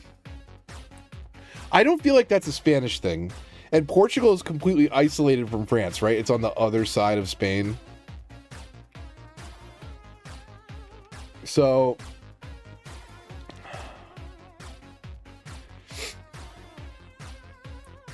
Oh, man. It could be Italy. No. No. This is Germany.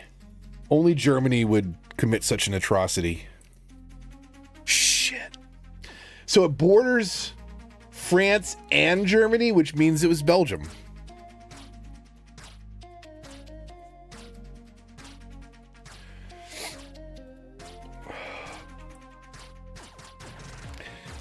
Syrup de Liege translates to syrup of death.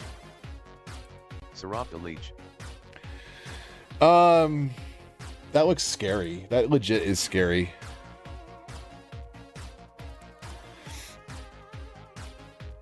Trace back to the 19th century, develops a way to preserve fruit and provide a sweetener for locals, especially during the colder months when fresh produce was less accessible. Okay.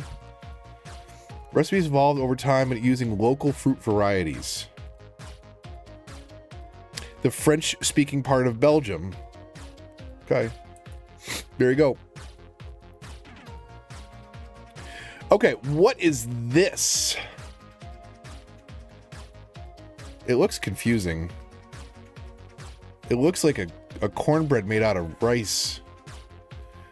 Rice, oil, salt, yogurt is optional. Saffron is optional. Potatoes are optional.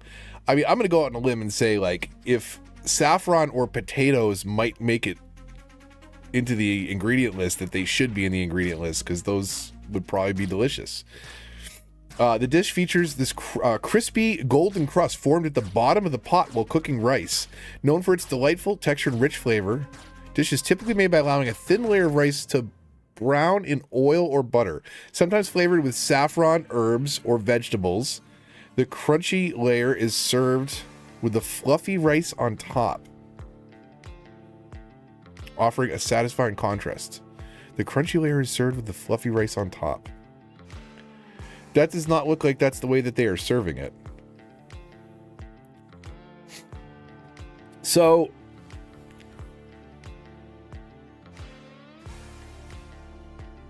rice, oil, salt, yogurt, saffron, potatoes.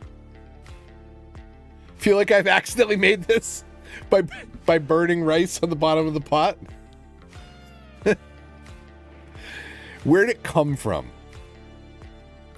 I've been enjoying Turkey as my wild guess because it puts us like nicely in the middle of Middle East, North Africa, Europe, Asia.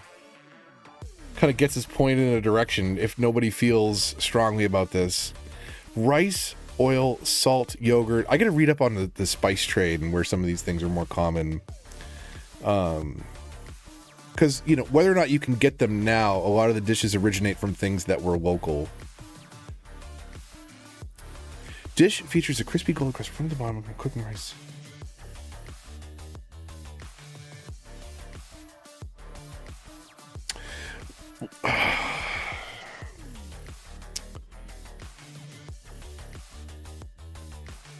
You know what?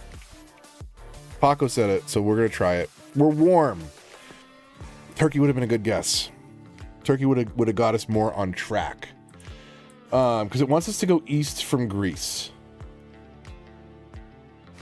But how far east? It's a rice dish with saffron. Iran.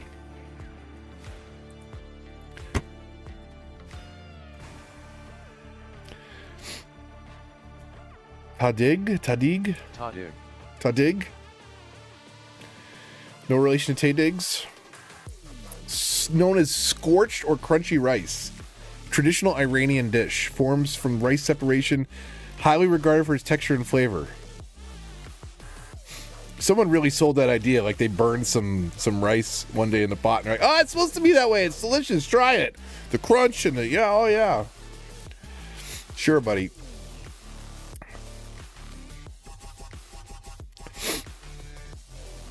That looks like a 3D printer trying to make brown rice. Coconut, sugar, water, vanilla is optional. Sesame seeds optional. Young coconut strips optional. Dish is a sweet delicacy made by simmering grated coconut meat and brown sugar. Coconut and brown sugar, like let's just start somewhere in the Caribbean. Ice cold. Okay.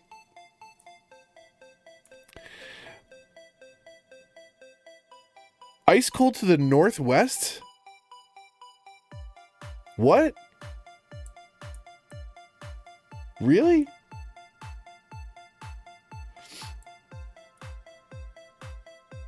Like coconut meat until brown sugar until sticky, chewy texture forms, often shaped into small bites or patties, rich caramel flavor, tropical essence of coconut, sometimes enhanced with a touch of vanilla or seeds. Delightful treat enjoyed as a snack. Like, what is this?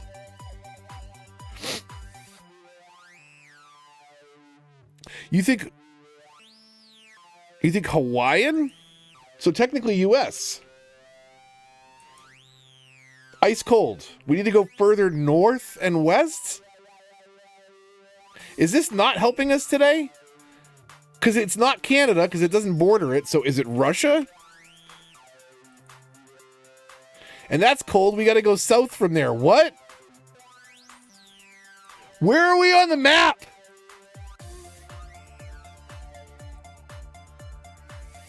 Is it what are out by the Hawaiian Islands then? Like, because I'm totally disregarding some small island nation.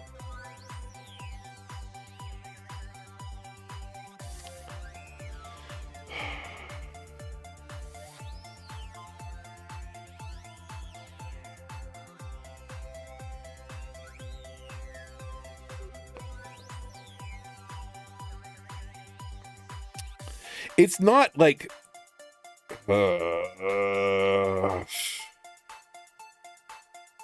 like one of the smallest islands in the world.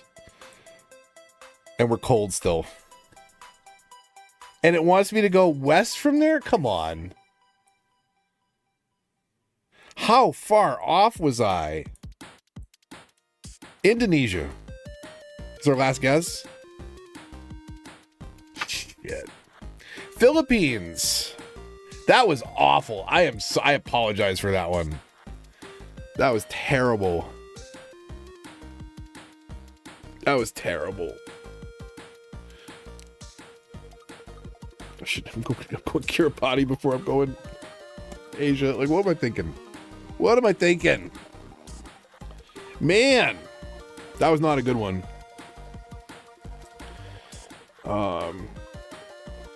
We have the heat off in the house, but man, my office is still cold.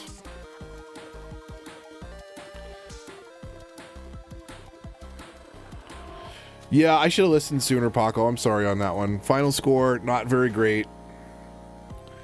FoodGuessr.com. We'll play a $5. What is this? It's a shrimp sub with eggs, prawns, mayonnaise, lemon juice, celery, chives, hot dog bun. specifically calls for it. Optional avocado, cocktail sauce, dill, and capers. Like, who? Okay. Prawns, mayo, lettuce on a hot dog bun. If this isn't the United States of America's contribution to culinary cuisine, I don't... I'm honestly surprised. Scotland for cake.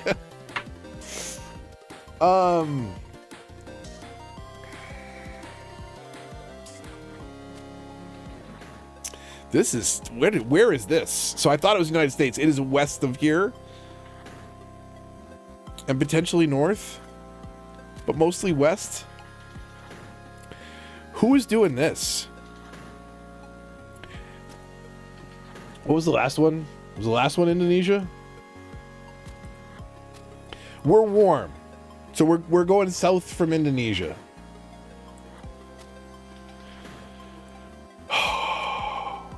Did the Australians make this monstrosity?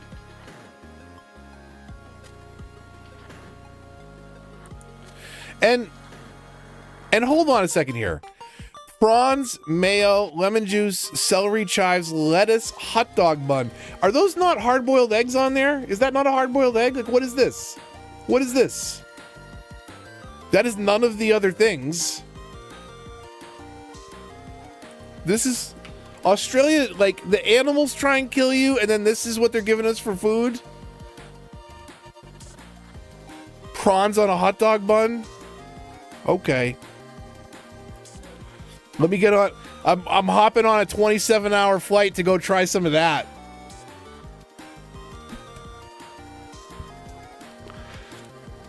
Well, a spider kills me. That's the size of my arm.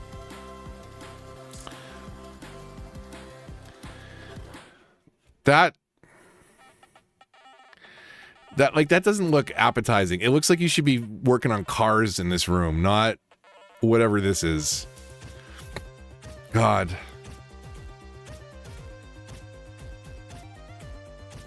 I just looked over at the ingredients. Do you picture a face here? Because you're not imagining things. That is a cow head. Cow feet, cow head, cow stomach. Onions, garlic, water, salt, turmeric. Other parts of the cow probably. Black pepper. The dish starts by boiling animal feet and heads for several hours until the meat falls off the bone. The broth is then strained and simmered with garlic, salt, and spices, and hopefully thrown in the garbage next. The cooked meat is added to a broth along with chopped onions and served hot, traditionally enjoyed with additional seasonings and bread on the side. This dish has many regional variations. Okay, so let's go Croatia if we're thinking that part of the world. It borders it, Paco. You said Eastern Europe. I was like, okay, cowheads, Eastern Europe. I'll go Croatia. And we're one off. Just like that. So what does Croatia actually border? Slovenia, Hungary, and Bosnia-Herzegovina. And technically Montenegro. I'm pretty sure. But that is a tiny border.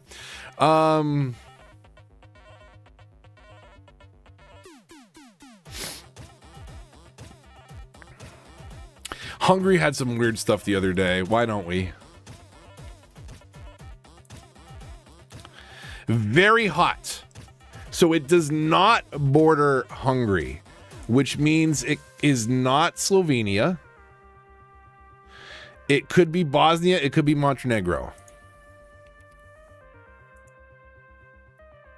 Look at all the places it could have been, though.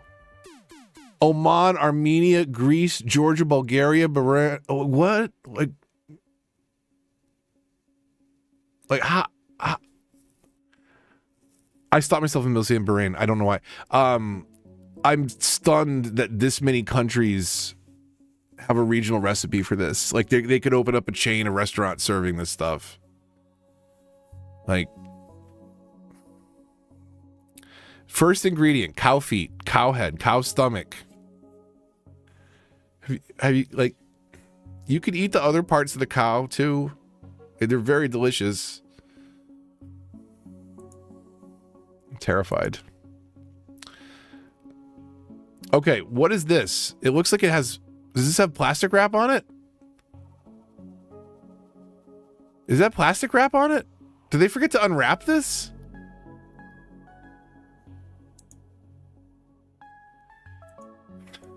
Is there a clear seaweed that I don't know about? This is Japan, right? We're cool. What is this clear wrap? This is like a translucent seaweed? What is this? Right, oh, rice paper. Shrimp, pork, rice vermicelli, lettuce, mint, Thai basil. Okay. Thai basil? Okay. Thailand. We're hot. Look at Paco's chat. It's rice paper. Okay. Thank you, Apple. I mean, to be fair, the likelihood of me seeing Apple's chat to tell me to read the other chat in the first place is also very low, so. Vietnam? Let's do it.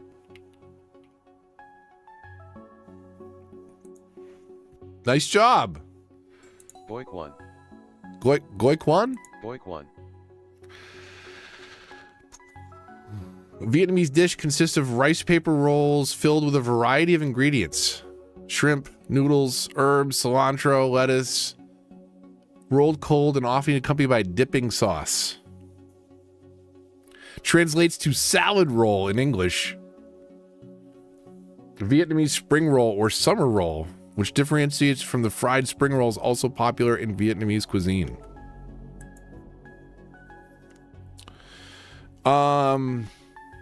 What is this? This looks okay.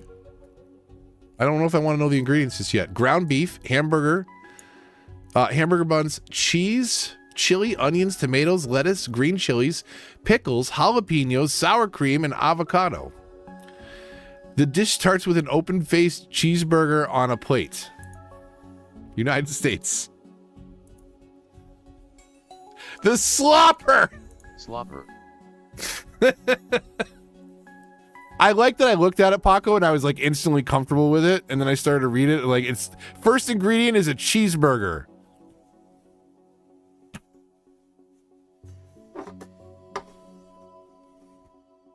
I'm not as deep as I would like to think that I am.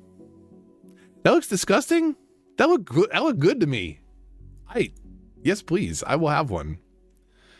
The origins of the slopper are believed to date back to the mid-20th century. Competing claims about who first created the dish. One popular account attributes its invention to Grey Coors Tavern, a long-standing establishment. Another claims it was invented at the now-closed Star Bar, both venues located in Pueblo, and have contributed to the dish's popularity. Green chili sauce used in the slopper is the defining feature.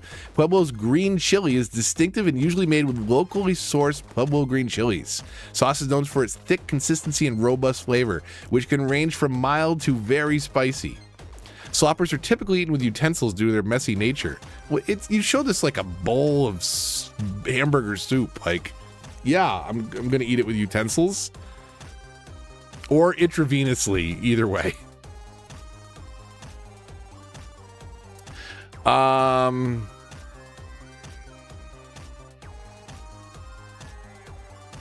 What is this? Bread, tomatoes, mayonnaise, salt, pepper, and then the rest is optional. Just think about that for a minute. Bread, tomatoes, mayonnaise, salt, pepper, lettuce. I don't want to take credit for this.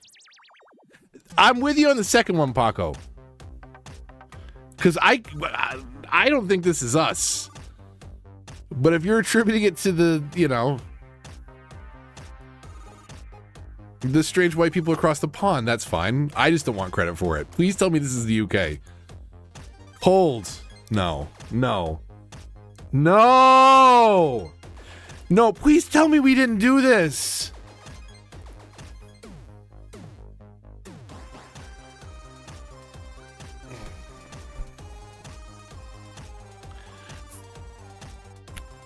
From hamburger soup to that. From hamburger soup to that. I skipped. I have my hand on the enter button. Like I can't even. We were a gastronomical genius there, I think. What the actual hell? What? It's a BLT without the bacon, and the lettuce was optional. I'm pretty sure. What is that? What the hell is that? What just happened? And why did we take credit for that? Too northern? Is that like what you hit Pennsylvania and all of a sudden that's like on every menu? I would like the tomato and mayonnaise sandwich, please.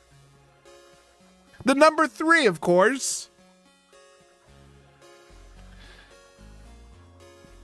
Steals a lot of things? I'm not suggesting, like, what? I don't want... Do we steal that from somebody? Because we should give it back. It's a tomato and mayonnaise sandwich.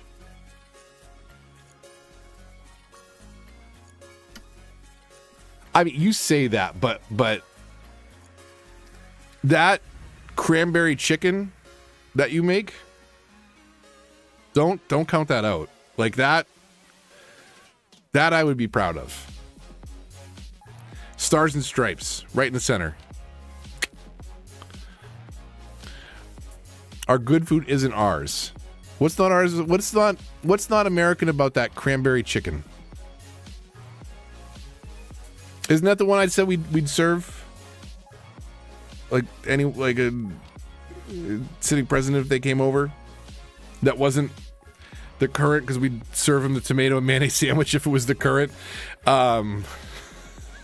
Enjoy that, fucko. All right.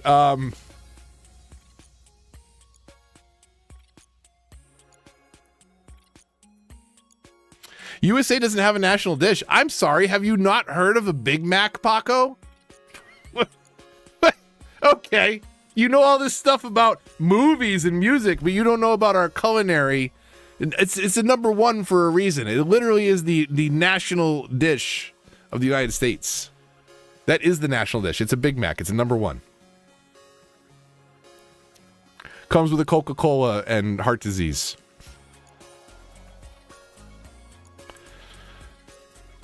Okay. Wait, crazy for saying what? That he can have the tomato and mayo sandwich? He's lucky. It's all he gets. Okay, round 2. Another food guesser. What is this? What are these seasoned croutons and soup? That looks like cornbread. Like this looks like cornbread that's had some rice slapped on it. These look like croutons at a 5-star restaurant. And then this looks filthy.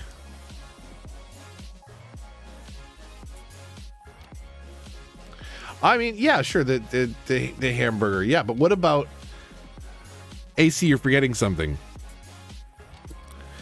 The cheeseburger. We made it better. Suck it, Germans.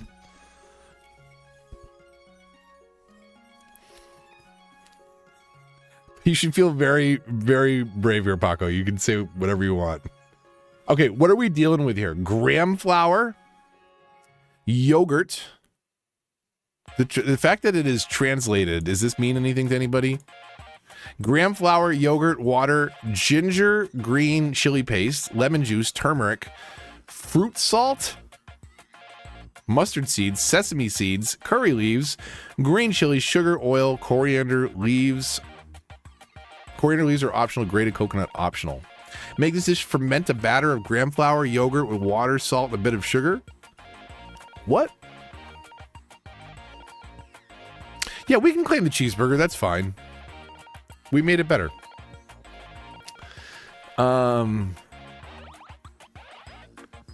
There's definitely some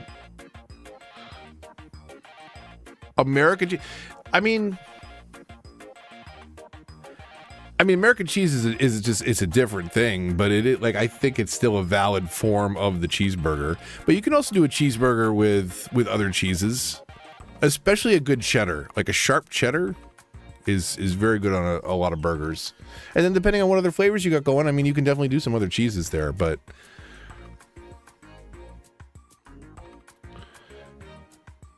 yeah, we put cheese on someone else's cuisine. I don't know what you don't get about that being a completely transformative experience.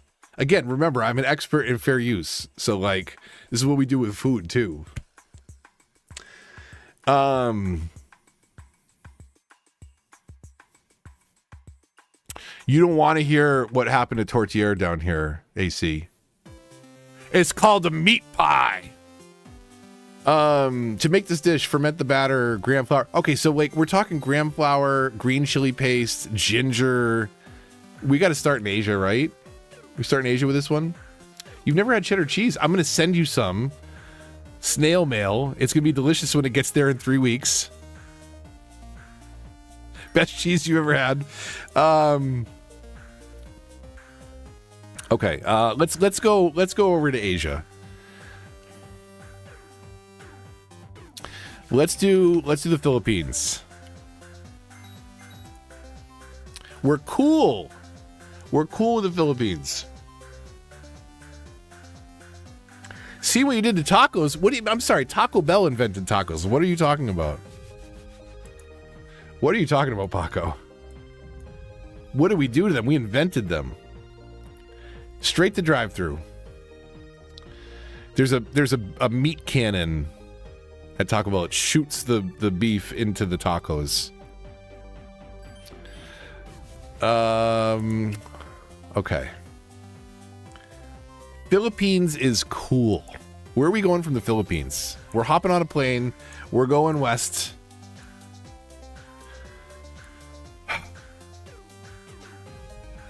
Has Myanmar been an answer yet?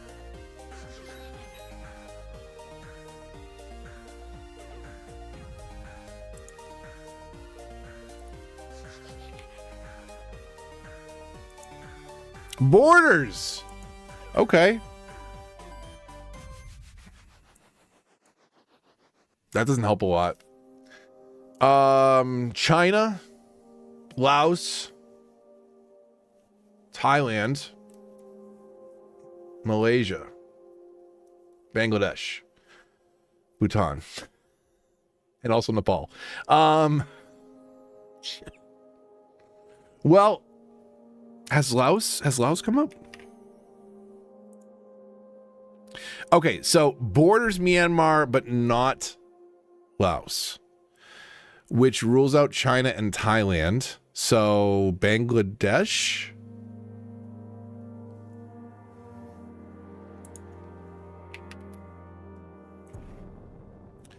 Crapioca. So Nepal. No.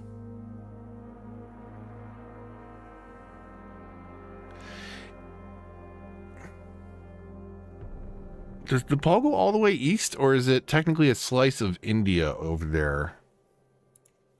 We might lose this one. It's India. Okay. Yeah, India has a really, really skinny slice. A really weird skinny slice next to Nepal that brings it over to Myanmar. It's weird. It's very weird.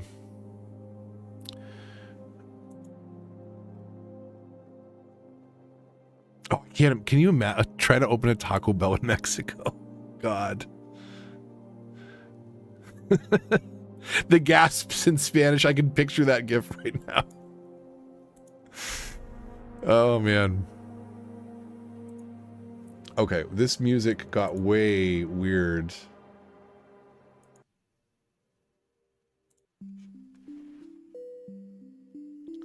Okay.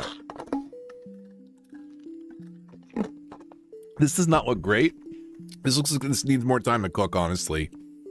Cabbage, potatoes, carrots, turnips, leeks, onions, the onion, garlic, celery, bay leaves, parsley, thyme, pork belly, ham hock, duck confit, the smoked sausage, and white beans. History dates back to the Middle Ages. It was a humble peasant dish made by whatever ingredients were on hand. Cabbage, potatoes, Middle Ages, France.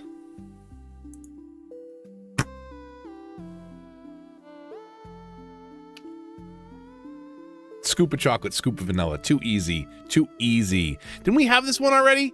We had this one already. Chickpea, ground lamb, Iran. We had that one already. The Gondi. Gandhi. The Gandhi. Gundi. Persian matzo ball soup. Okay, well that one was easy. That was just the memory game right there is what that was. It's a big bowl of cabbage. Irish.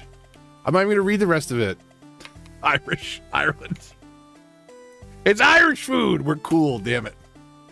We need to go southeast of Ireland.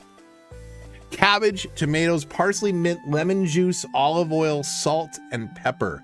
Make this dish. Cabbage leaves are blanched and then layered in a mixture of rice, ground beef, and a variety of spices. Where's the ground beef in the ingredients? You didn't tell me this was not a vegetarian dish. The layered cabbage rolls are then simmered in a savory tomato sauce till the flavors meld together. It still tastes like a big bunch of cabbage, though, unfortunately. It just melded together with the other cabbage. Cabbage X cabbage. It's a really bad strain. Finally, the dish is garnished with a dollop of yogurt and a sprinkle of fresh herbs before serving. Where is the sauce? Oh, there is it's a wonderful cabbage reduction that they put on top. So if we were, I just went to take a peek on Google Maps and I realized I have a hotel in Sardinia, Italy favorited because we marked it on Google Maps because we were there. Or I marked it on Google Maps. Apparently I favorited it. There's just one random heart floating out in the middle of the Mediterranean. I forget when we got to go there. It was like 2017, 2018. Baby Mouse was young. My God, that was a beautiful island, Sardinia. Who's doing this? Who's doing the cabbage on cabbage? Germany. We're warm, so we still need to go further southeast. Interesting. It was a great time, wasn't it? Such a good trip. That was a fun trip. Just a beautiful island. Weird massage, but, you know, beautiful island.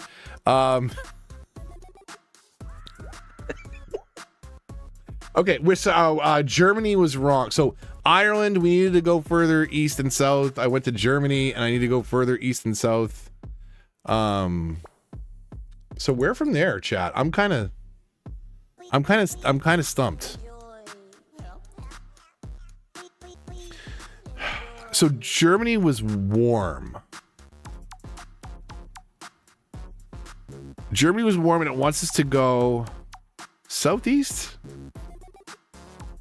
Is this Hungary? Not that I'm hungry for it, but we're still warm, and it wants us to go further southeast. Like, what? How am I warm with Germany if Hungary also is more in the same direction?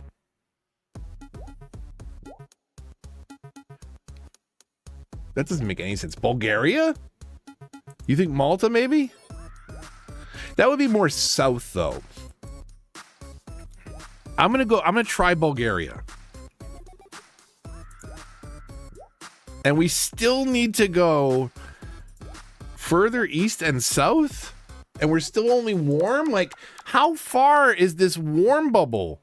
This is like the shockwave that breaks eardrums in the big comet implosion. You know what I'm talking about. You were here for that, right? Southeast of Bulgaria, where there's a bunch of cabbage.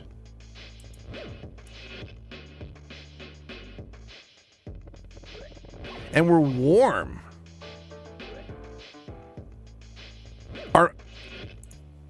Armenia, Jordan, Palestine, Syria, Israel, and Lebanon. Big bowl of cabbage with cabbage on top.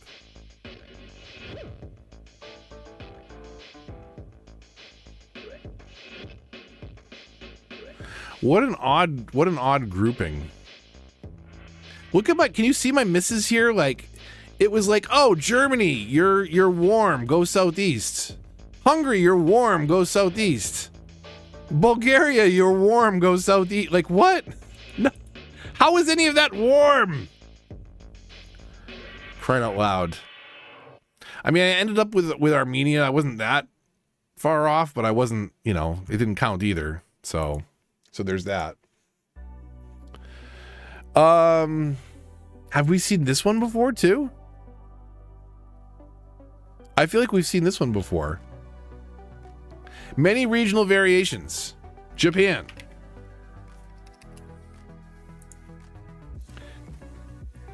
That's basic, right? Like, that is like in every Japanese restaurant. And we still got under 20,000. Dang it. Okay, 11:28. Do we do a couple more songs? What do we do?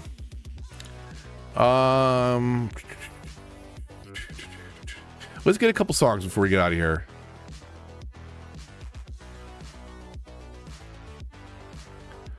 And we could probably spend a whole night on Neil Fun and got to get through the password game at some point. Let me know when we're ready to all put our thinking caps on and get through a password game together. I think we can do it, but I absolutely need your help.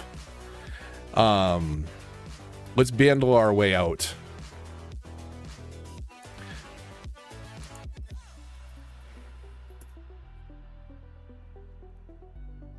Yeah, I mean, it might be the lesser popular cousin of ramen, but wait till you see how it is elevated when Americans put cheese on it. Play songs. Where were we? What were we doing? What are we feeling? Let's go out on a note that we are comfortable with, that we're gonna really nail. Like these old TV themes. I kid, but let's do a quick TV theme and then we'll figure the next one out. Okay, here we go. 1964.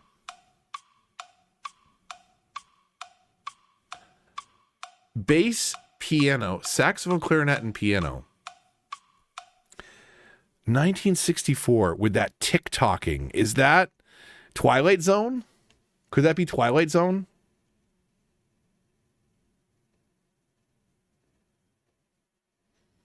Maybe. Let's see.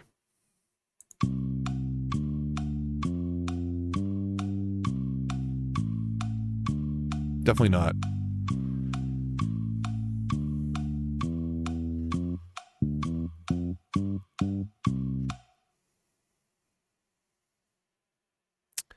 Do you not have cheese on tacos down there? I'm sorry. I'm sorry you didn't get the real version of tacos, Paco.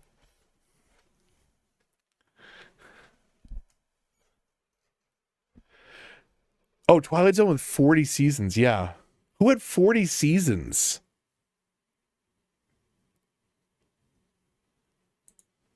We're supposed to get this already?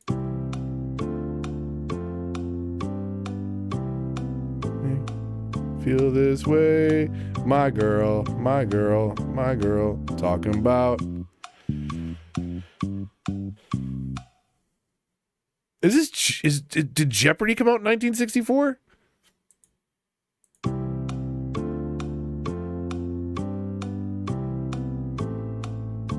Is it?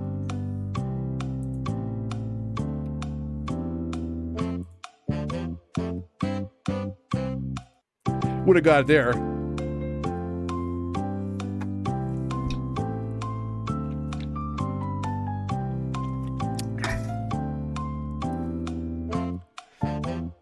Rip Alec Trebek.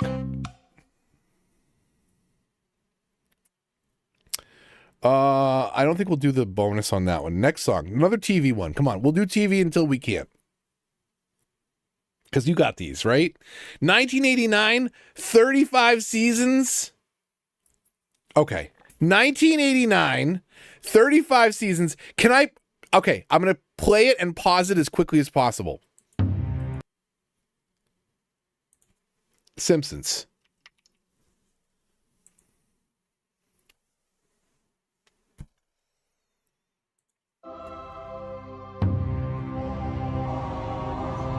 Easy.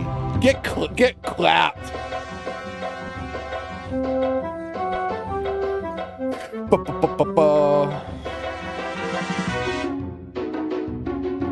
Okay, we'll do the bonus one on this one. Okay. The lead for this TV show, does anyone know?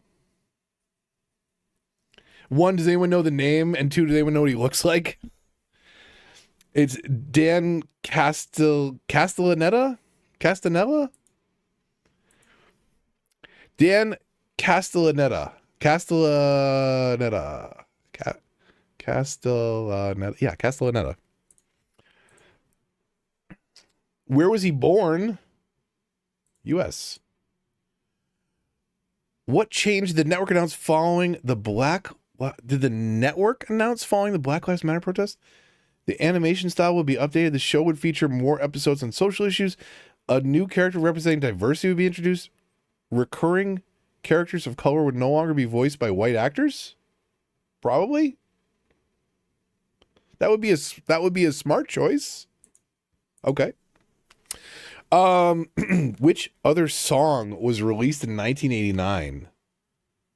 Not Justin Timberlake, not Black Betty, because we knew that's 1977 now, if we were paying attention. Fleetwood Mac Dreams, although an excellent song, came out at least a decade earlier. So it's got to be Like a Prayer. Song has a perceived beat per minute of 172. Which song has a similar tempo?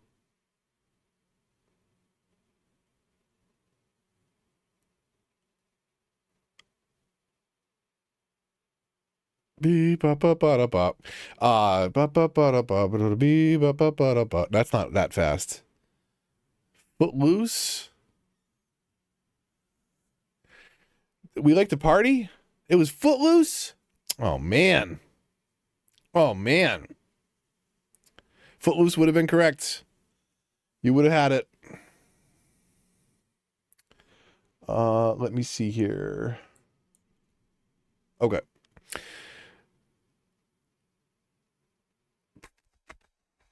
2016, 4 seasons, very hard. We're talking more recent show here.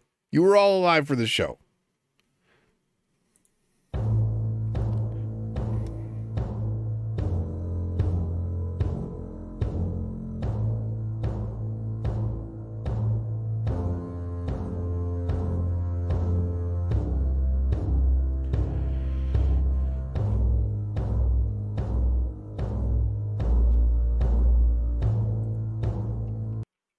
Bacchus' Stranger Things.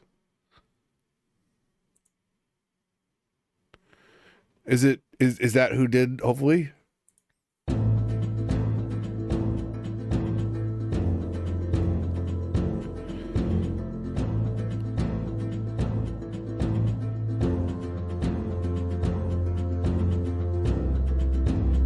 Is Vikings the name of the show? You weren't here earlier, Kung. We got to be specific when the guess is the.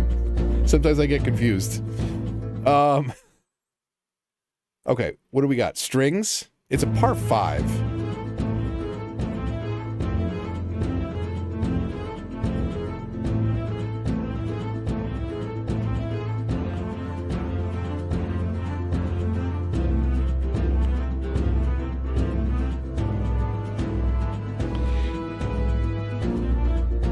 Is Apple still here? This isn't Only Murders in the Building, is it?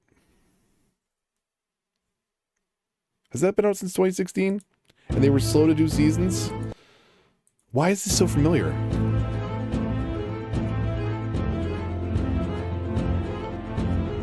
Has it been out that long? Have they been doing like a show every couple years?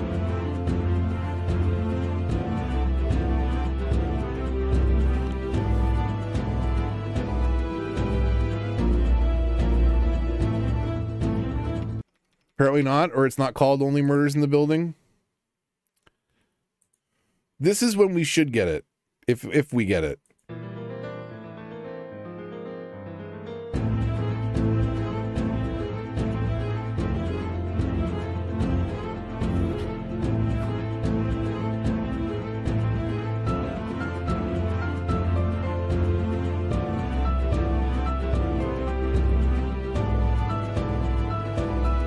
Pretty Little Liar?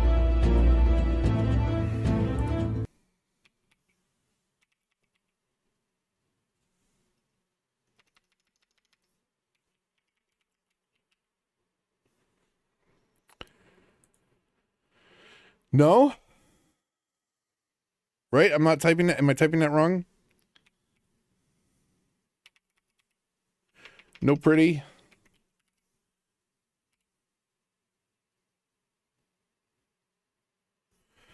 Is it The Crown? It's trying to really throw us a bone here? I don't know. Where does it get this from Liars?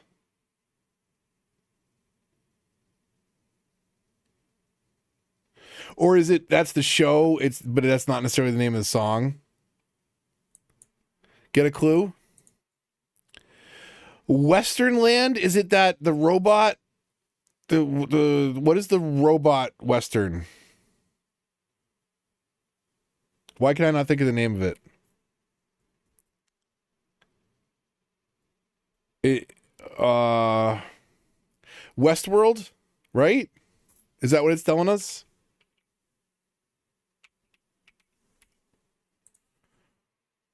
It is. Okay. Never seen an episode. I've heard it's good.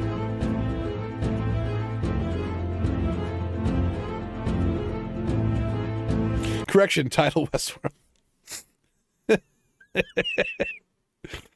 Okay, 2019, 3 seasons, very hard. We'll switch up categories.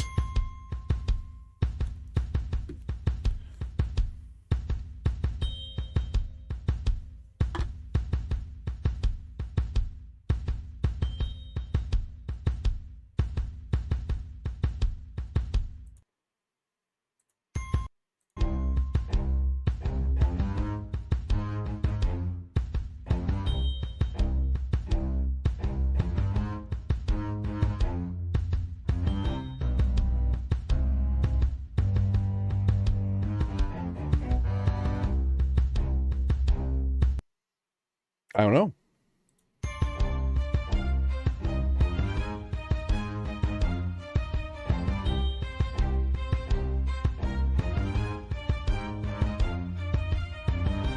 Paco's seen it.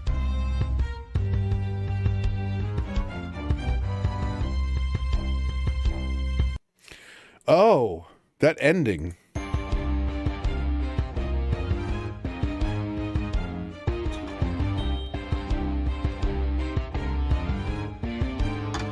Mando?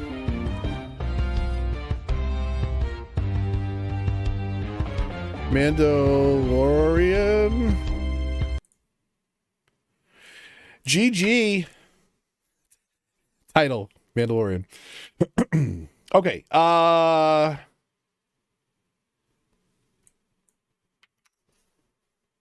okay.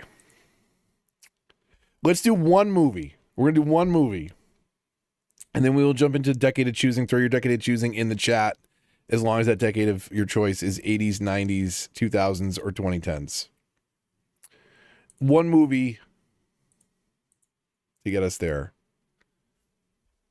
Was it Clue Star Wars spinoff? Released in 1973. It's a movie song from 1973. Very hard par 5. 4 million views. That is not a lot of views for something that could have been on YouTube since like early 2000s. Okay. Third time tonight, 2000s sold. It's Mother's Day. We're doing 2000s.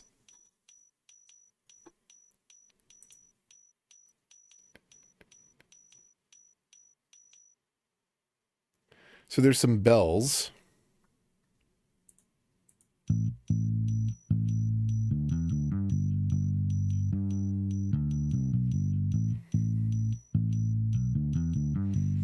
I'm once again asking for the 2000s.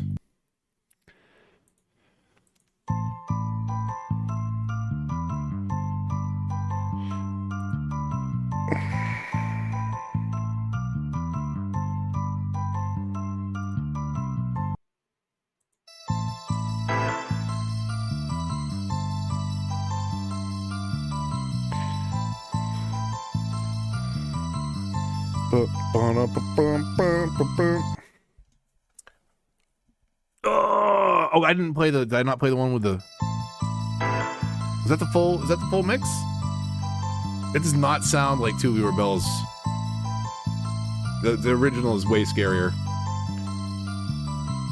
Great song for that movie. Okay, back to 2000s. All songs. 2003. 452 million views, and it is so easy we're going to get it from just the drums alone. Get ready, Apple.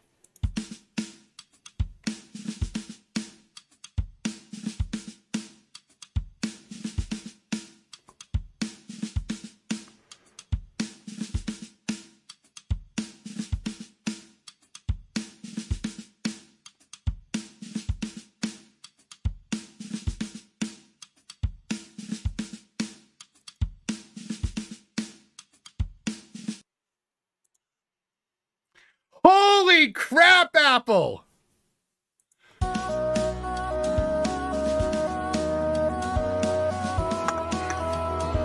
Holy crap.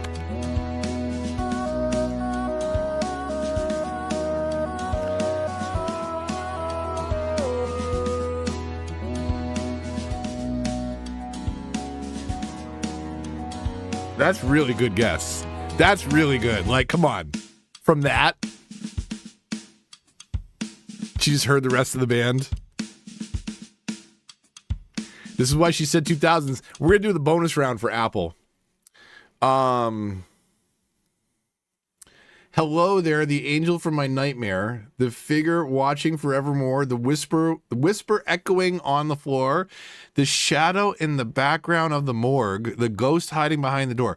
I'm going to say the whisper echoing on the floor. Although, honestly, the angel from my nightmare, like all those are kind of... The shadow in the background of the morgue? Okay, Blink. Okay, top left is Coldplay. Who's on the top right? Is that Young Outcast? Is that Andre? Blink 182's got to be the bottom left.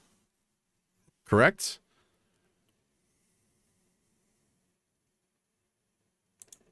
Okay, I got it. The front person in this band is not... Okay, Chris Martin's Coldplay. Brandon Flowers is Killers. Is it Tom DeLonge? It's Tom DeLonge. Okay. He's USA. What are the lyrics of the introduction to I Miss You by Blink-182 reference... Why do the lyrics reference The Nightmare Before Christmas? The song was written after the band watched the movie together on tour. The lead singer grew up loving the film. Could he have grown up loving the film? When did that come out? It wasn't. The band was inspired by Tim Burton's artistic style for the song's aesthetic. That could be. The drummer proposed to his first wife at Disneyland's Haunted House. Haunted House, come on. Where the Nightmare Before Christmas, there's a Nightmare Before Christmas theme. The Disneyland's Haunted House. Tell me you've never been to Disneyland. Without telling me you've never heard of the Haunted Mansion. The band was inspired by the aesthetic. Fuck me! Haunted House! Come on. What other song was released in 2003? Not Martin Garrix, not Queen, unless that's a posthumous release that I don't know about. Who's George Ezra? Is that Is that who Better Than Ezra is better than? I feel like White Stripes could be correct. I'm going to go white. I'm pretty sure it's White Stripes. Okay. In which album was this song released for the first time? Self-titled Blink-182, self-titled I Miss You, Enema of the State. Who's Enema of the State? Is that like, is that frickin' Fred Durst? Is that Limp Bizkit? I'm sorry. I should have said 182. My bad. Who is Enema of the State? That's Limp Bizkit, isn't it? Song has a similar beats per minute 110 to which song?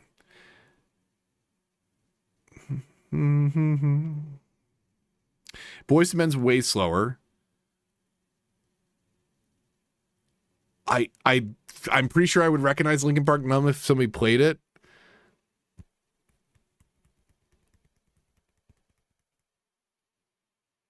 I say no, no, no.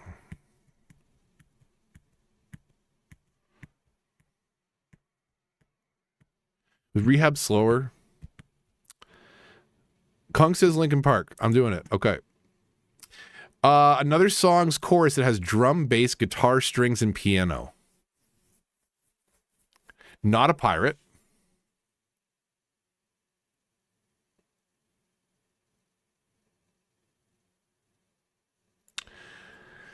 Pumped Up Kicks. I think like the second chorus around has like that big build and has the other elements also. It's a simple arrangement at the start. Shit. I had a bad day. Okay. Released in 2009, 689 million views. Very Hard Par 5. Good Luck Apple. Tell us this one on Just the Drums.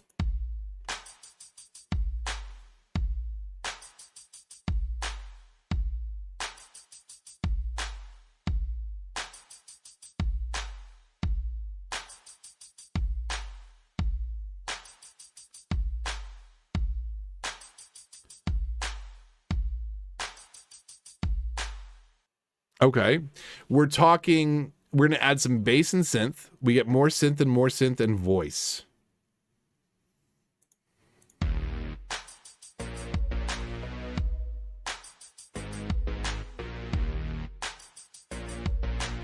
Actually, I wouldn't be surprised if Apple got it at this point. –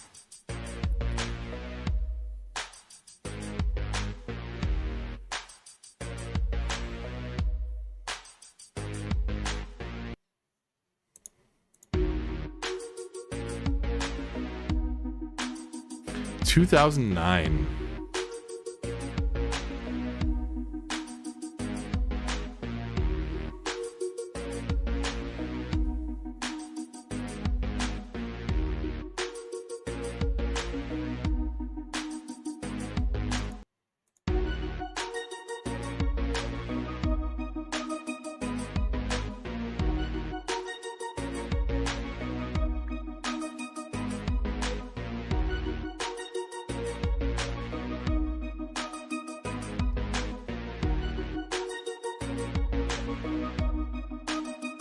Here comes the voice.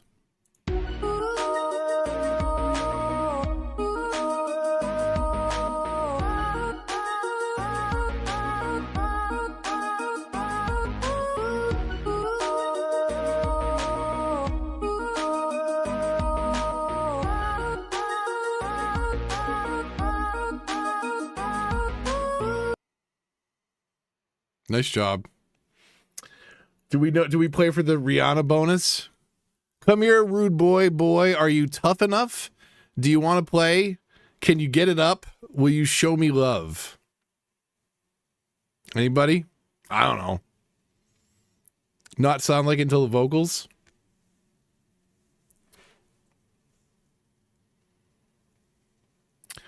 Are you tough enough? Can you get it up?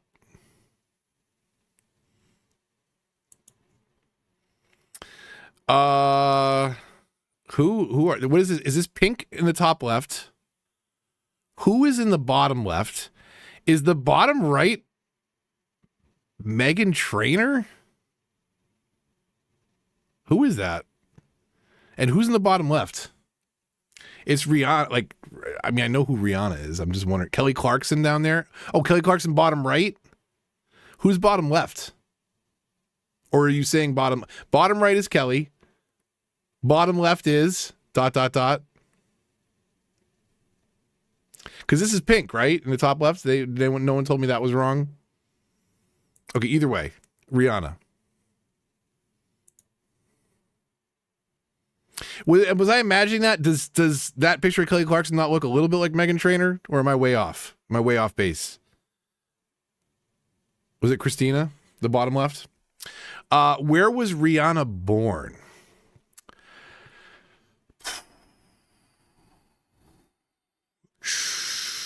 Trinidad? Fuck me. Okay. Barbados.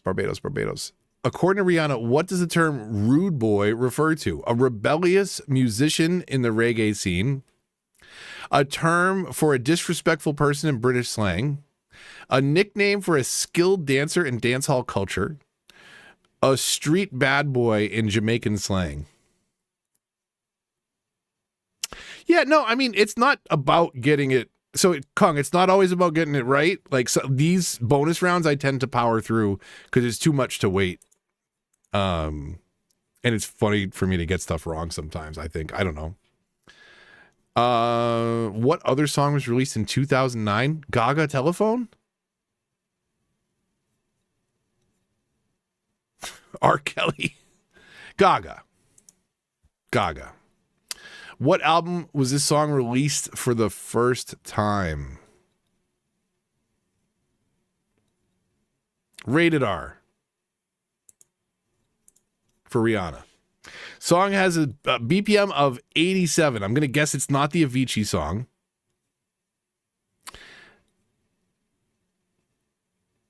Is it Empire State of Mind? It is. Okay. Identify another song that uses only these instruments in its chorus: drums, bass, and synth.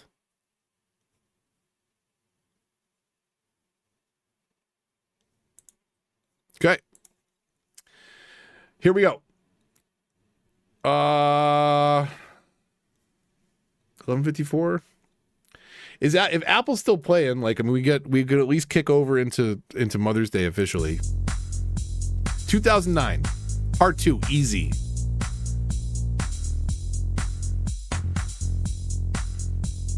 This is Gaga, right?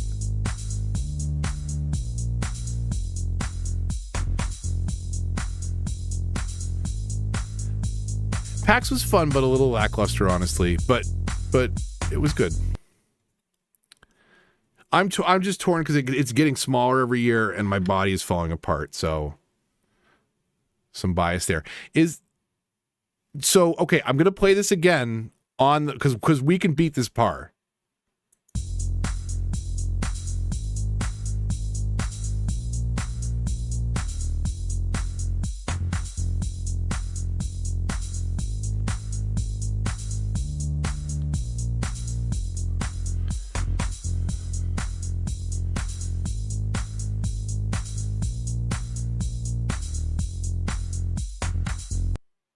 You're not thinking it's Men in Black, do you?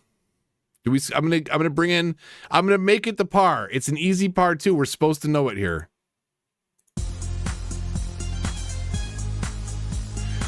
Is this not Gaga?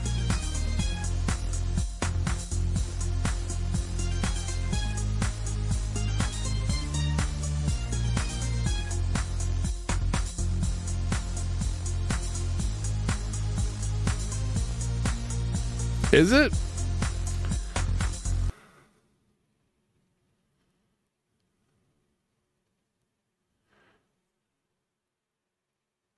We got one for Bad Romance and one for Applause.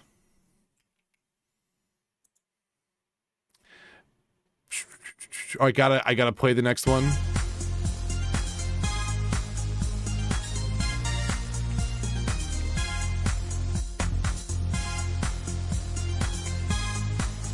Am I spelling that wrong? Is there one? Is there one? No.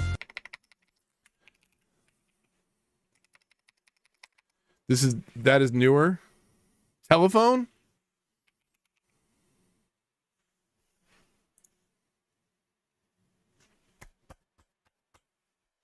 It is Telephone, Paco. Featuring Beyonce.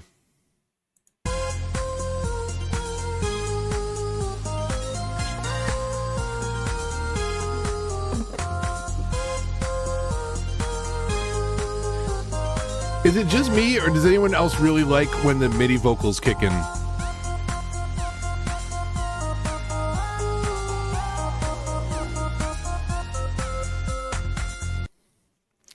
Okay, I'm going to try and do the Gaga bonus. I left my head and my heart on the front door, on the dance floor, on the cold floor, on the stage more, on the dance floor.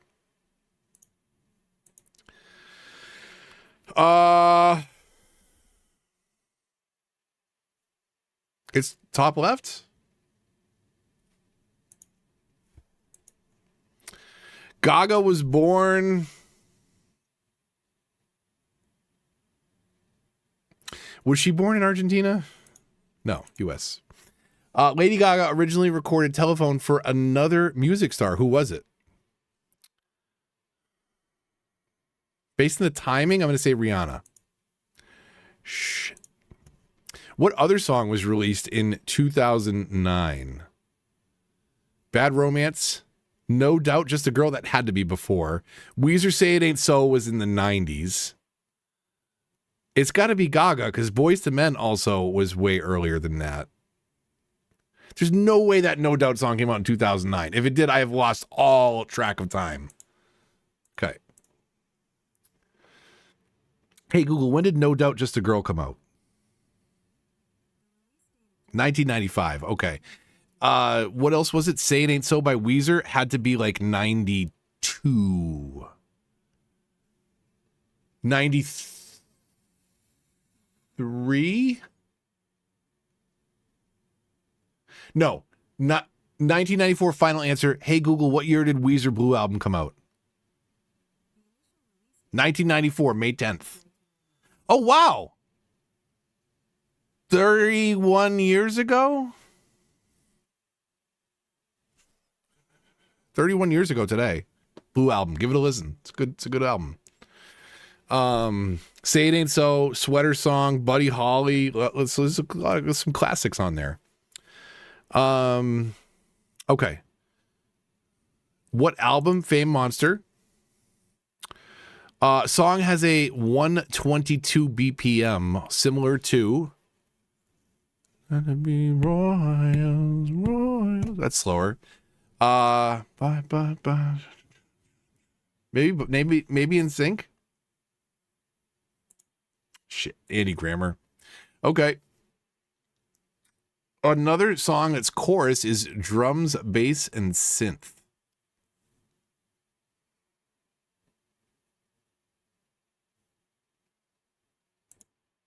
Rude Boy. Okay. It is 12 o'clock. We're going to do two things. We're going to get one more round, and we're going to wish Apple and any of the mothers a happy Mother's Day, but especially to Apple. Happy Mother's Day. Let's make this one count. It is a 2008 very hard par 5. We can do this. We can do this. We can do this.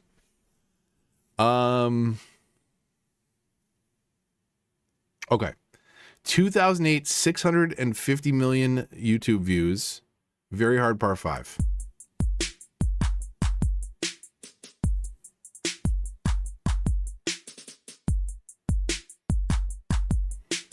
Okay.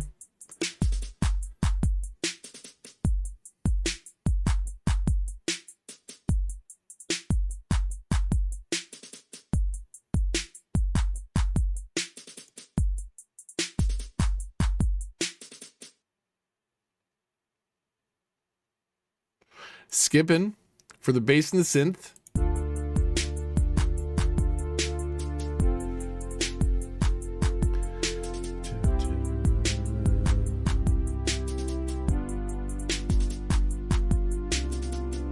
I was not expecting that last minor chord.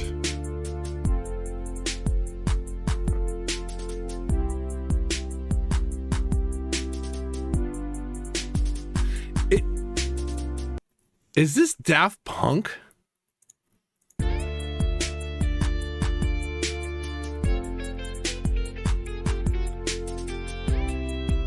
No, it isn't.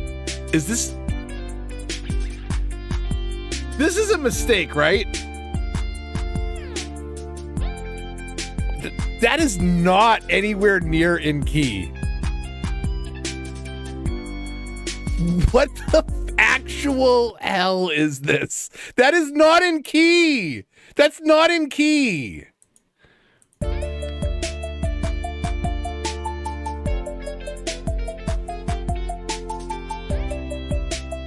Ugh! How do you report problems to this website?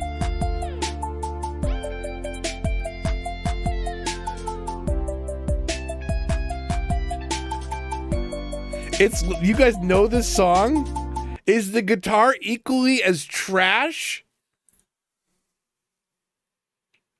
We might have to take a copyright hit just to hear this. Okay. I give. Hold on a second. What is it?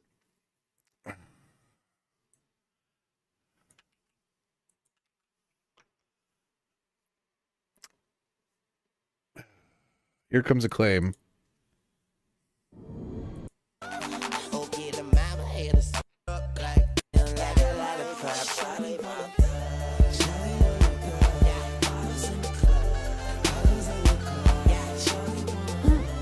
What? There's actually a...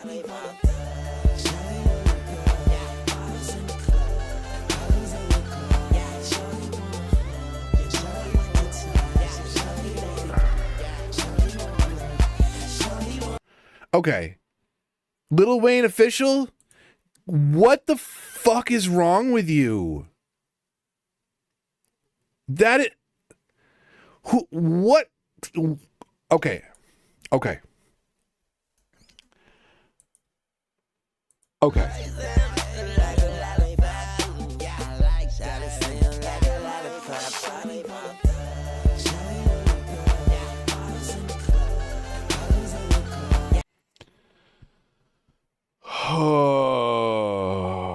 What sycophant told you that this was good? You are enabling mental illness.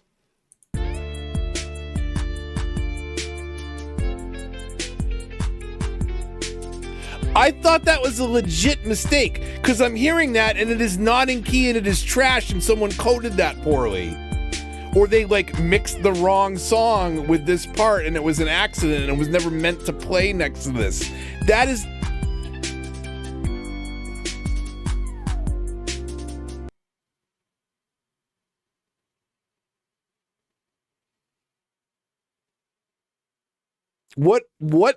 What reality are we in? This is proof that we are living in a simulation.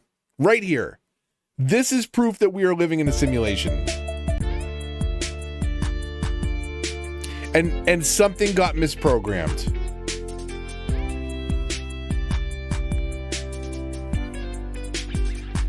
And I mean he's proud, like he's very proud of it. Like he's on top of the car. Like he's this is, you know, he's owning this.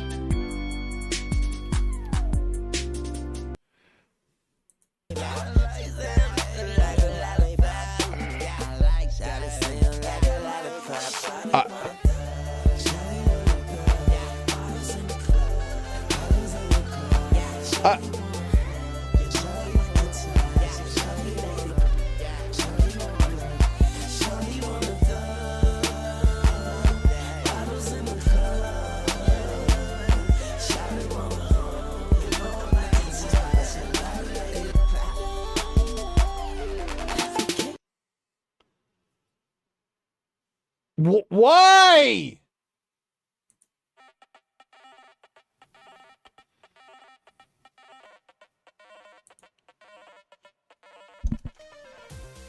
Well, I'd like to thank you all for tuning in for the copyright claims that will be hitting the channel very shortly. But we had to get context on a couple bits of music tonight.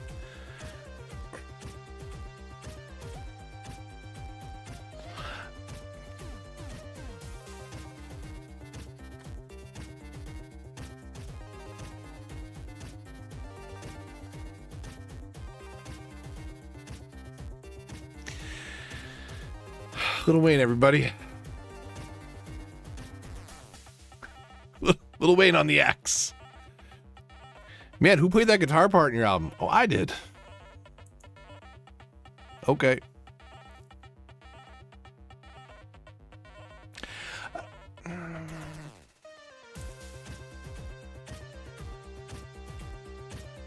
I'm speechless. I'm sorry. Here's your outro music. I'll see you on the next one.